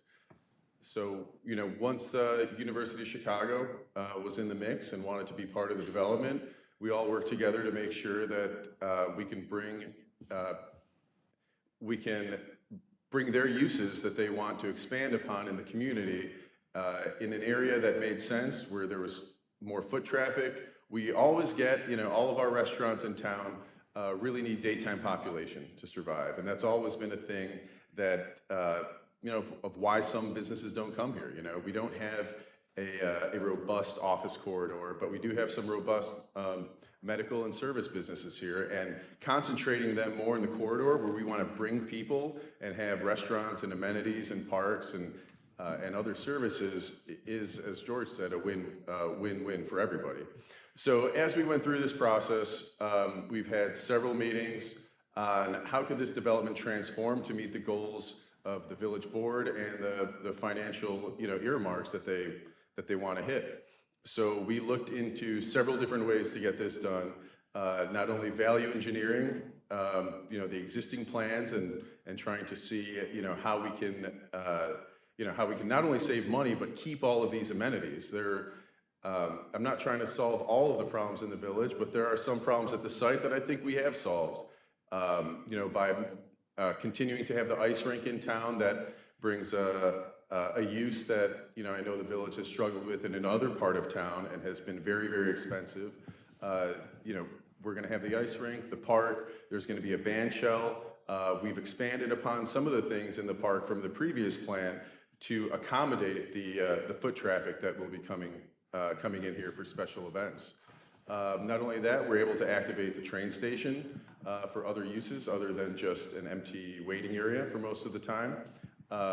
In addition to, as we're talking about the new uses that come in, the Performing Arts Theater was a continued idea of interest that we were actually able to move forward. This has been, you know, in discussion for, I think, 10, 15 years. My dad started an arts commission, you know, 10, 12 years ago with Ed Schussler with hopes of, you know, bringing some arts and culture here. So to see this moving forward in a meaningful way and actually getting a feasibility study to do this, you know, has been incredible. We think that anchoring with a performing arts theater and, you know, the whole point of this and the whole point of a downtown is not to just have, you know, businesses that could be anywhere. They have to be special to the community. They have to have character, and we think this does it. There's a very, very robust arts and entertainment culture in Orland Park, and we're a regional hub here, so we have to take the lead on making these things come to fruition. And unfortunately, if you just wait for, you know, private investment or you have to set the table for those things to happen. And a lot of times, municipalities have to take the lead and listen to their constituents on, you know, how to get that done. So we think that this is a very you know, we appreciate working with the board. We appreciate working with staff. This took, you know, hundreds, if not thousands of hours which I'm sure my attorney's happy about, but I'm not as excited about. We want to continue to move things forward. So at the end of the road of negotiations and renegotiating and trying to figure out what is the best thing for this site, we've had to do everything from how is the water running?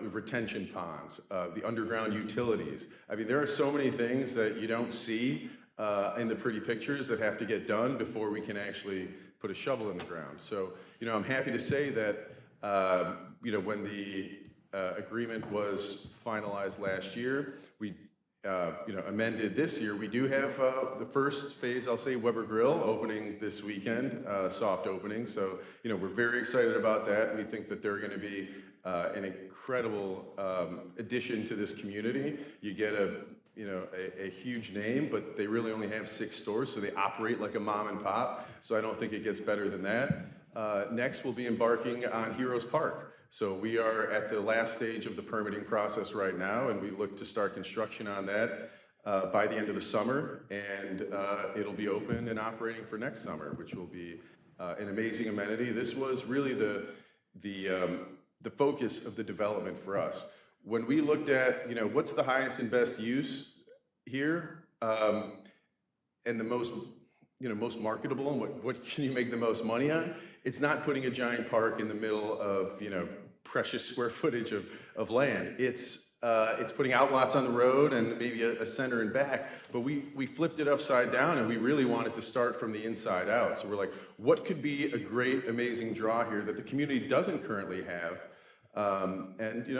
And there were several public meetings and, several meetings with staff, and Heroes Park is going to turn out to be really incredible, an amenity that no other town around here has. So we're excited to embark on that. So by moving this forward, amending and restating the RDA, it allows us to do that in a meaningful way.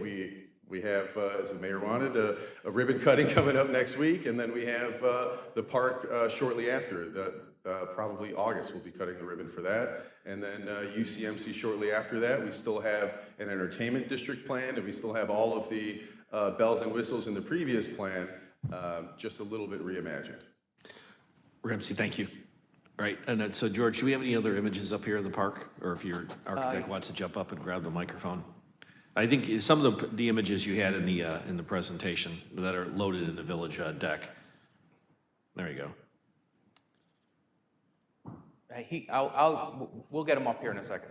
Yeah, and so to your point, and I think no, stay there. We're gonna Corey, stay there. Yeah, Corey, because the park is going to become central, right, in terms of supporting the eventual commercial uses in the area, and I appreciate all the work and the iterations that you guys have gone through, because I think it will be a hell of a place when we start doing some, I'll call outdoor festivals, a Christmas market. And I think it can be well decorated. I think it's laid out well for that. I think it could be a total draw in the southwest suburbs. And, I'm half German, so of course Oktoberfest, we'll have to get those in there, and we'll kind of put nomination out for the public to do these kind of things. And so I just think there's a lot of really smart ways we can make this successful. And as we talked about earlier, we touched on it. A lot of suburbs, I think, don't have the requirement of food and alcohol. They have what we would classically, in common terms, use as a bar, right? Can we have just a wine bar? I know in downtown Morris, which is a great downtown area, there is a wine bar. And food is minimal, but the focus is on the wine. And so I think there's a number of things that we could do here where that restriction doesn't necessarily make sense if we want this area to be successful. So I think it'll kind of broaden up that thing and make it work. So I'm thrilled about what we've gotten to in terms of or where do you put, millions of dollars worth of stormwater detention? Put it under the park so you don't have to rip up a road if it ever has a problem. So I appreciate the working partnership, and, I just think there's some great things that we've done in this park. So I appreciate the moving things around and conceptualizing it. And I also, I remember where before there was downtown Lamont, there was just Lamont's downtown. And then I think with investment and taking advantage of its long history, they could do some unique things there. We've always faced the challenge of trying to build a downtown on flat open space. That's always been Orland Park's #1 challenge with this TIF since the day it started 20, 30 odd years ago. So I think we're gonna put together a great product, and I'm looking forward to when those buildings are built on A and B and you create the sense of place and that feel. I think it'll go really pretty well. So looking forward to it. Yeah, this is one of the images potentially of what the conceptual design for the park could be for small scale events. And do you have the image, like, or go to the Christmas market potentially? I will not be shy about saying, George and I have already had conversations with Metra as they do their seasonal trains. Why not start and stop them here? So there's a number of ways we could layer this thing in to really drive up the chances of success. So I'm excited about that, but you know, there's the hard work we've gone through in the past year of getting to this point. So I think we can open up for board comments now if anybody else wants it. Or do you want a presentation or from you? No? Okay. George, how do you want to handle this? Yeah, I think at this point, I mean, Corey is here. He really is the one that made all these pretty pictures here. Obviously, a lot more to it. And just like I think the mayor said and Ramsey, this is very complex, right? This is a small area. There's a lot of moving parts here. And it looks pretty, but it really did take a lot of effort from Edward's team, from UCMC, from our team to get to where we are today, which is a project that is de-risking the village's role in this, but it's also creating a place somewhere that people want to go. And this is going to be very, very exciting for Orland Park. Yeah, I should have mentioned briefly how pleased we are with the partnership also for all three of us with UCMC in terms of Chicago Med, and great working partnership. I mean, I remember when your building first came in, the 4th floor didn't have a use, you didn't build it out right away, and then pretty quickly it's like, okay, we need more floors. So that's a good thing. I think there's high demand for medical services of your caliber, so thank you for being here, and as Ramsey said, that type of supplemental day use. We've heard that. I've heard that same thing for 30 years, Ramsey, which is where's the day business? And I'm personally pleased to see there's more restaurants up and down LaGrange that have healthy and viable lunch businesses. So we're getting there. And so I think this combination of uses is going to benefit everyone. Comments, questions? Go ahead. Corey, did you want to make a presentation? I mean, Mayor Dodge, Ramsey, you guys did a great job, so you stole most of my thunder. I think the only thing that I would add is to build off of the entertainment district. You know, we've seen it in Naperville, we've seen it in Lockport, we've seen it in some communities where having that walkable district is an amenity that it gives you that urban experience, but the convenience of the suburbs. And obviously, Heroes Park is going to be great for the community. I don't want to underscore the value of having a walkable district for those who do want that urban experience with the comfort and the safety of the suburbs. For us to create that, we got to be very strategic about who the tenants are going to be. And I think what we want to do is we want to anchor it with regionally known restaurateurs, because that will drive the traffic. And then we can supplement it with the mom and pop shops, the local operations. We don't want to overshadow them. We bring them in to infill, so then the traffic is driven to the development by the names, and then the smaller shops can reap the benefits of having that there. So it can be for the community, by the community. And obviously getting momentum is the most important part in a development that's this big. As we get development, it will make that entertainment district more viable. So I think de-risking is the best way to put it, George. Great. Trustee, any comments? Mr. Chairman? I think Bill, I saw Billy first. It's my, I'll address it to George, okay? George, is there there's underground water storage? Yep. And that's going to be under the park? So when downtown Orland Park, or what was referred to as the Triangle, was originally built, that retention pond that's there right now was able to accommodate all of the storm water. So what's happened since that time is MWRD rainfall data has changed. So that pond is still a very important stormwater element. But in this section right here, where you're looking at the immediate green, that incremental requirement is where it's going to be stored. So it's not the entire water, it's just that incremental that has happened since the new regulations came in place. Similar to the field, Similar to the field. It's going to be the exact same model. Yep. but and I got a couple questions. Who's paying for that? That's part of this entire TIF project. So most of this park is going to be paid for through the ground lease with. So the TIF is going to pay for that? Well, and most of it is actually ground lease from the UCMC deal. Well, okay, it's going to be paid for by that lease or whatever. but Yes, that's, yeah.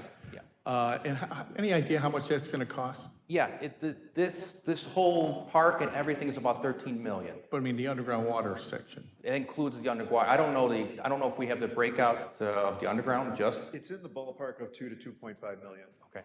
Okay, and that's going to be built, you said that the construction is going to be done in a year? Yes. And so that's going to be already in? Yes, exactly. Stage 1 of the development, it's a large underwater or underground vault that has to get put in first. Well, first we have to relocate utilities that currently run across the parcel. Then we put the stormwater detention in, then we can build everything on top of that. Okay, thanks. And if I can also just, if you can picture Jefferson, for example, it has paver roads, right? And so when it was originally built, the road was meant to be part of the stormwater system.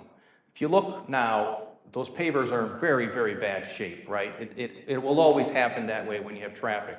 So we're eliminating that element altogether. So it's going to be a regular road with curb and gutter, and in its place will be this underground storage here. Mr. Mayor? Trustee Leafblatt?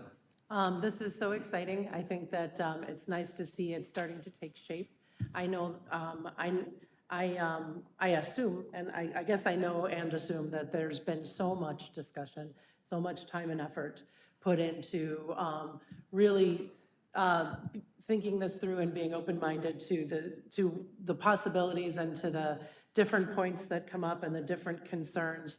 I think it's just kind of dizzying how much goes into coming up with something like this that's not only viable, but is attractive and useful and pleasant in the long term. So thank you very much, all of you, for putting the effort that you've done into this. Trustee Katsinas? Yes, I would like to, a special thank you to the people at Edwards and affiliated with Edwards. I think Ramsey, it was right after COVID, if I'm remembering correctly, that this project really started. And probably, 2025 engagement meetings, both here in the boardroom and certainly with the public involved as well. So this has been a long time coming for you and your staff. Greatly appreciate you. And I know it was slowed down somewhat, as if memory serves me correct, there was a right of first refusal that didn't end until 22. Okay, that tied your hands certainly. And I'm just hoping that on the next transaction with the land lease, that is not in there, that there's no right of first refusal. George, would you happen to know? Yeah, it definitely won't be in there because that right of first refusal was part of the apartments. And it was associated with their contract, and they, of course, are not, Flannery and Collins, and they're not part of this overall. So they don't have. And that's an important element, too, to remind that there is no residential for the remainder of the park. Everything that we're talking about here is commercial, medical, retail, and restaurant. Yeah, that's been the case for about 5 years. That was very clear at the onset. So again, I appreciate everything you're doing. I do have a concern, a non-for-profit and a TIF. I do understand, they have a land lease. Do they then own the land, the building, after 25 years? Exactly. Okay. The land lease amount is great, but then it's offset by the taxes that you're not getting. And if we're looking at it purely economically, but UFC is a wonderful addition to the village, world-class physicians and staff, and I'm sure they'll serve for a growing population here in Orland. So thank you for all you do, Edwards. Thank you.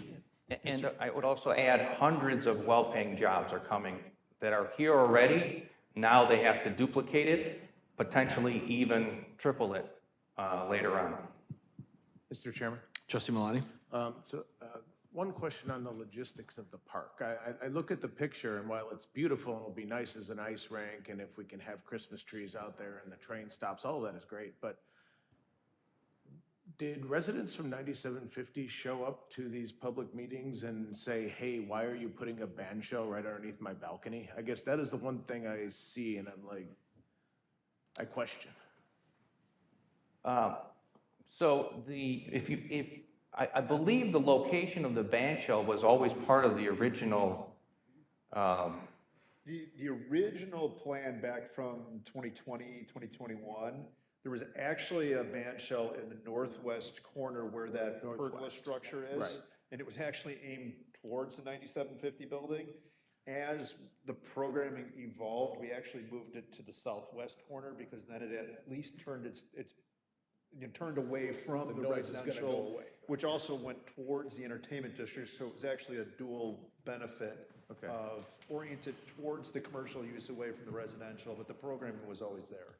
Yeah, I know the programming was there, but I mean, just having, I don't know, band shell right outside their windows, but it's still gonna be noisy even though it's pointed the other way. You know, that was my one concern when I looked at this. And then, I guess my other question is going back to the land lease, right? You know, we know that, you know, the TIF ended, right? So none of that matters anymore, but the land lease doesn't contribute to the TIF, right? There's no taxes going into the TIF at that point, right? And if we do this again, we'll have that again. There will be no taxes going into the TIF, but yet we'll receive the revenue for the land lease. I guess, what is the difference of the possible tax revenue if something was there that was paying taxes versus the amount of money we're going to get from the land lease? What's the delta? Yeah, so I mean, if Jeff he doesn't, I'm sure he doesn't have the exact amount, but what he will confirm is that this financially, during the duration of the 23, 25 years, is much more beneficial to the village than the original. This ground lease provides us a greater revenue than the alternative.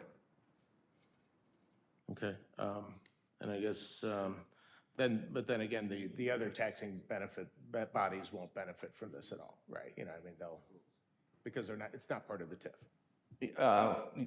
It's not a part of it, it's not part of the, well, it's in the TIF district, but it's not going to be contributing to the TIF. It's not going to contribute, I guess. Yeah. I should use the right words. Yeah, it's not going to contribute to the TIF, but it's in the district. Correct.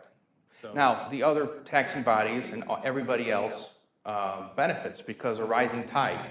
We have a park here that is now going to become an attraction for when somebody's looking to where are they going to live, right? And so now we have people that have this, that is going to increase property values village-wide and make us, even a more attractive place to live. Residual benefits. Basically. Residual benefits. Yes. Yep.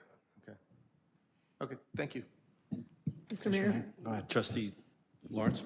I'd like to ask the architect about the capacity of the park, and in addition, separately, the ice rink when it's in operation. So the ice rink right now, if I remember correctly, it was just over 10,000 square feet. And if I remember correctly, the current ice rink is 9,000? Sounds about right, yeah. About correct. So it's slightly larger now. There is a little bit of a water feature landscaped area in the center of it. So it's about the same size as the current ice rink. And then if we ran some quick calculations as far as how many people could you fit from a capacity standpoint, essentially in front of that band shell and on the ice rink, you could, by code, you could fit 1,500 people on there. Now that's at 5 square feet per person, which means, we're standing fairly close to each other. So I don't know that you would actually pack that many people on there, but you could legally. So, we like to say, well, yeah, if you're ice skating, you're obviously going to need a little bit more elbow room, so you're not getting 1,500 people on skating. But, if you do a farmer's market or something like that, you could easily, comfortably fit several hundred people out there. And that's just on the ice rink itself. You can get people meandering throughout the park, people on the grass in front of the band shell. So, depending on how you want to program the event, you do have flexibility anywhere from a couple hundred to maybe 1,500 people throughout the whole park. Okay, so about, including the grassy area as well as what What is going to be under the ice when there's no ice there? So it will be a concrete surface. Concrete, okay. Yeah, so Okay. it could be, I mean, it'll most likely be open concrete for most of the summer. but you can okay. program it for art fairs. Sure, farmers sure, markets. okay. So realistically, 1,500 people? In the park, yes. Okay, and the parking accommodation, So what's the ratio there of parking spaces to people? Because although there are people who live right there at 9750, I'm guessing that, 90% of the people that are going to come there are going to come in a car. So to answer your question, there was a parking study done that accounted for all the different uses. Now, obviously, some of that has evolved now with the UCMC, with the addition of their buildings. They've been required to park their use on their property. A combination of the structure that's currently there plus potential future structures depending on how far they expand. So the short answer is between the parking that currently exists in the structured parking, the metro parking lot, plus the parking that would be added by each parcel for those uses, we would be compliant with what the parking study showed would be required to Okay. fit those people. And it was a little bit of a roundabout answer, but that's. No, I understand. That answers my question. Thank you. It's been accounted for. Certainly, I imagine it was, but I was just wondering about the number of people expected, because I'm thinking about our other amenities, how big they are, what we do there, the parking needs to satisfy comfortable access to the facility. Again, not just for whoever's at the park, but all those other businesses that are there. Someone drives in and, I'm going here for dinner or to the wine bar for a glass of wine, or cigar bar, maybe there'll be a cigar bar there. Will they be able to find parking? So that was kind of what I was getting at with my question. So there is, if I remember correctly, I want to say there's somewhere in the ballpark of 750 parking spots once everything is built out, will be planned. And there will be a little bit of retraining, but we do understand that in the suburbs, you need the convenience, because let's be realistic. But it has been proven out in other communities. Naperville has it, Arlington Heights has it. A lot of the train station, Downers Grove, most of those nodes along the train lines have figured out, and there's a little bit of training if I have to park in the garage and walk 2 blocks, but it takes 4 blocks to walk from one end of Orland Square Mall to the other. So it's just a matter of getting used to it over time. One other question, this would be for the medical center. Will you be operating on Saturday substantially, or is this mostly Monday through Friday? And what percentage might be on Saturday, such that Saturday events, there's going to be an early race or, farmer's market, et cetera? How are our expectations going to impact your needs and your reservation for your parking space? Good evening, and thank you for having me. My name is Peter Neal with U Chicago Medicine. To answer your question specifically, we, in the old CVS space, are putting in primary and urgent care. So that space is the only space that would be on a Saturday or Saturday morning for urgent care. Okay. Other than that, we're 9 to 5, Monday through Friday. Okay, thank you. All right. Mr. Mayor, just real quick. Trustee Lawler, before I call on you, I just wanted to say thank you I appreciate all the hard work you did helping look through all the documentations and thinking through how to work with Edwards Realty. So thank you for that, John. Thank you. Really quickly, Dina, about the parking, I believe with the metro parking, there's close to, 1,300 spots, Steve, over there? You're right. I think it's 1,100.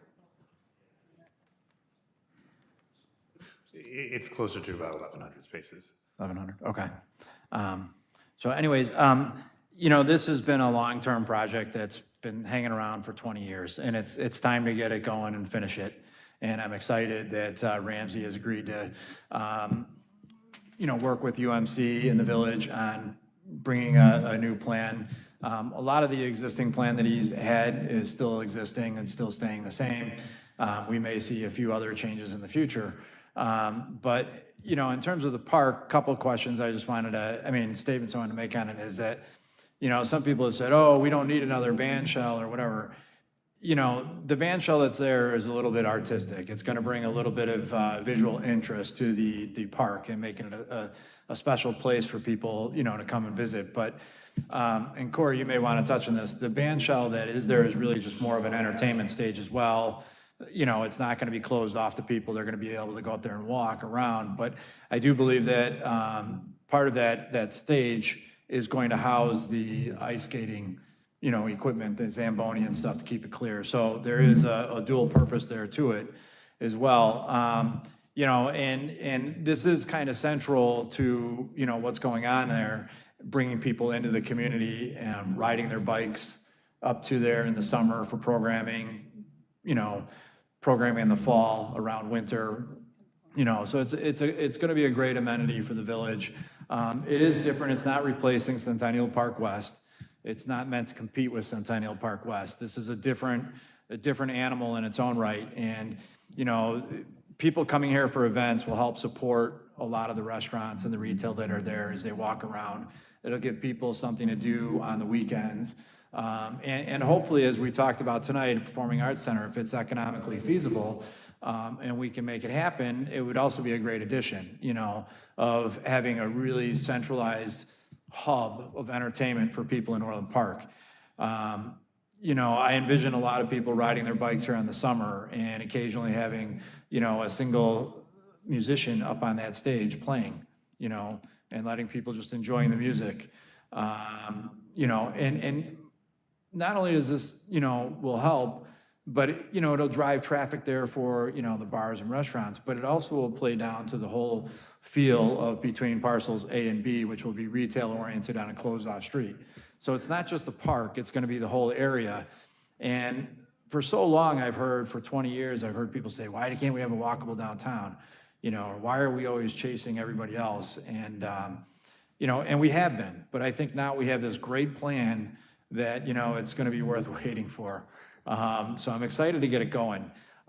You know, we've heard a lot of positive things about Harmony Square, and while it is a great venue, I think ours is going to be a lot better. So I think it's a great amenity, and I appreciate you guys, the design work and everything you've done. So thank you. And University of Chicago, I'm very excited for you guys coming here. That has the potential to bring, you know, 200,000 people here a year that are going to be coming here, you know, and slightly different than the existing building, which is a lot of people that are here for cancer treatments. This is going to be for other medical procedures where, you know, doctor visits and other things where these people may be more apt to go out and eat lunch, you know, at Weber Grill and some of the other restaurants that are coming forth. So I'm excited about it. Thank you. And it's time to get it going. It's time to put the shovel in the ground and deliver this thing. Any other comments? Yeah, Mr. Chairman. Trustee Maloney? Just one more clarification, and just so, you know, people listening understand, could you talk a little bit, there's a couple reversion clauses in here, and then there's also one about the structural steel needing to be put in within 24 months. So there's, I think, maybe it's just one reversion clause and one. No, that's a very good point. So one of the things that, one of the positives that's come out of this is we have performance benchmarks in place now. And that includes a performance benchmark for UCMC. They have to have structural steel within a certain amount of time. If they don't, then it reverts back to the village and ultimately back to Ramsey. And then we have a qualifier also on parcel C, right? So if the feasibility study gives us a path forward for the Performing Arts Center, then we move forward. If not, then there's also, it reverts back to Ramsey. So we have, so that this doesn't linger on, we have policy, procedures in place for this.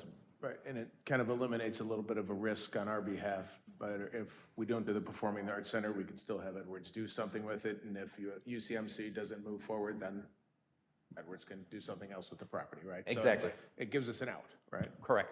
So, okay, thank you. Trustee Healy? I'd like to just ask a question. Included in here is a $500,000 payment for the conveyance of a parcel E retail space as a condominium unit. So we're buying a condominium unit. Well, no, that section is for Edwards to be able to build out a potential restaurant within the UCMC building. That's what it is. It's just TIF proceeds that would be used for that. So the village is not going to own it, but as an alternate, there is just a straight out payout. That accommodation is for the, this is why this has been a very complex agreement. If you remember that microbrew site, so that is not going to be part of this entire development, right? UCMC is looking to put their building all the way up to the parking garage. So in exchange, because Ramsey had a path forward to turn that into a restaurant, in exchange, we were asking for something along the park there where we can include a retail restaurant. That $500,000 was to assist with the build out of that restaurant. How'd you come to 500,000? That is the costs that it was going to take to actually get that off the ground. Now, again, if the alternate is there's a $1.4 million payout, and so that is an option where that stays with UCMC. I have another question, and that is the area east of 140 of LaGrange Road? Oh, yeah. Is that part of this? That's Yes. part of this deal? So part of this deal. First question is, why wasn't that separate, or was it? Well, it's part of the deal, but it will be a separate TIF.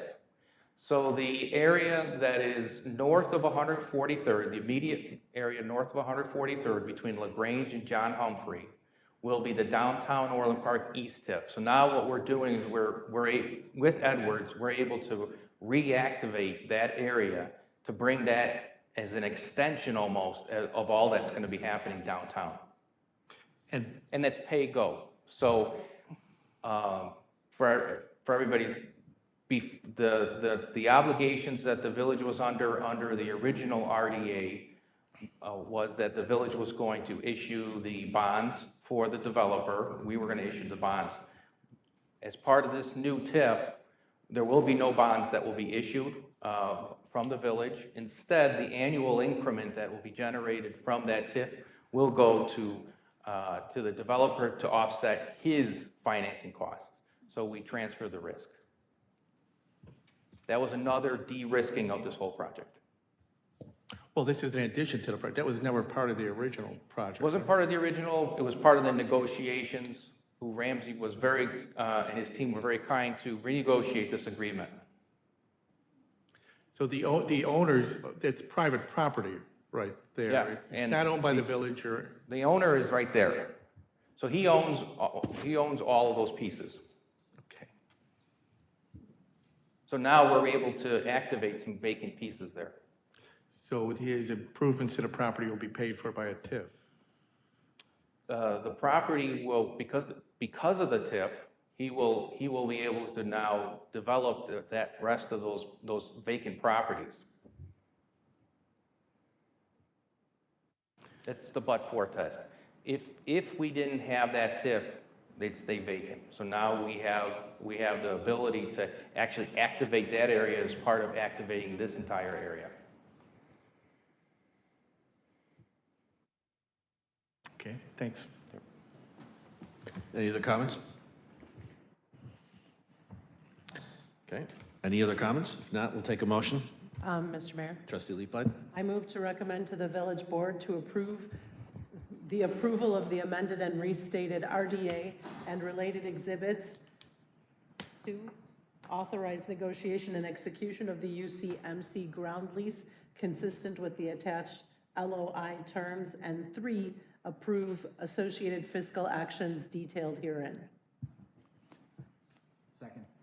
Second. There's a motion and a second. We've had our discussion. Please call the roll, please. Trustee Leafblat? Aye. Trustee Lawler? Aye. Trustee Lawrence? Aye. Trustee Healy? I'm not completely comfortable. I'm going to vote no. Trustee Katsinas? No. Trustee Malani? Aye. Mayor Dodge? Aye. Motion passes. Before we adjourn and take a couple-minute break before we start the Board of Trustees meeting, just wanted to make sure that we had a clear record. Clerk Norwell, could you read the motion that we voted on in item 3, of the agenda? Yes. Item 3 was 2026-0563, Ravinia Avenue South Extension Construction Contract Award. The entire motion is, I move to recommend a contract with P.T. Farrell Construction Company for, quote, scenario 2 dash base work, quote, in an amount not to exceed $3,001,007.66 plus a $300,000 project contingency and as fully presented. And recommend a contract with P.T. Farrell Construction Company for, quote, scenario 2 dash deferred work, quote, in an amount not to exceed $762,250.44 plus $76,000 project contingency as fully presented. For the village attorney, anything else we need to do to make sure the record's clear on what we voted on? You can ask the committee if that is the acted motion that they voted on previously. Does everybody agree that's what we voted on? Trustee Healy? Oh, pardon me. Sorry. Yeah, yes would be good. I didn't hear. Yes, okay. Just a Any yes. objections to Yes. that? Yes. Good. Are we set then? Yes, just let the record reflect that the motion acted upon by the committee of the whole is read into the record. All right, I think Next is non-scheduled. non-scheduled citizens and visitors for public comment on items relevant to village business. Is anyone signed in? No. Okay. Mr. Chairman, Trustee Malani, move to adjourn. Second. the motion to adjourn, call the roll. Trustee Malani? Aye. Trustee Katsinas? Aye. Trustee Lawrence? Aye. Trustee Lawler? Aye. Trustee Leafblat? Trustee Healy? Aye. Mayor Dodge? Aye. Time is now 7:47. We're going to take a 5-minute break before we start the Board of Trustees meeting. Thank you.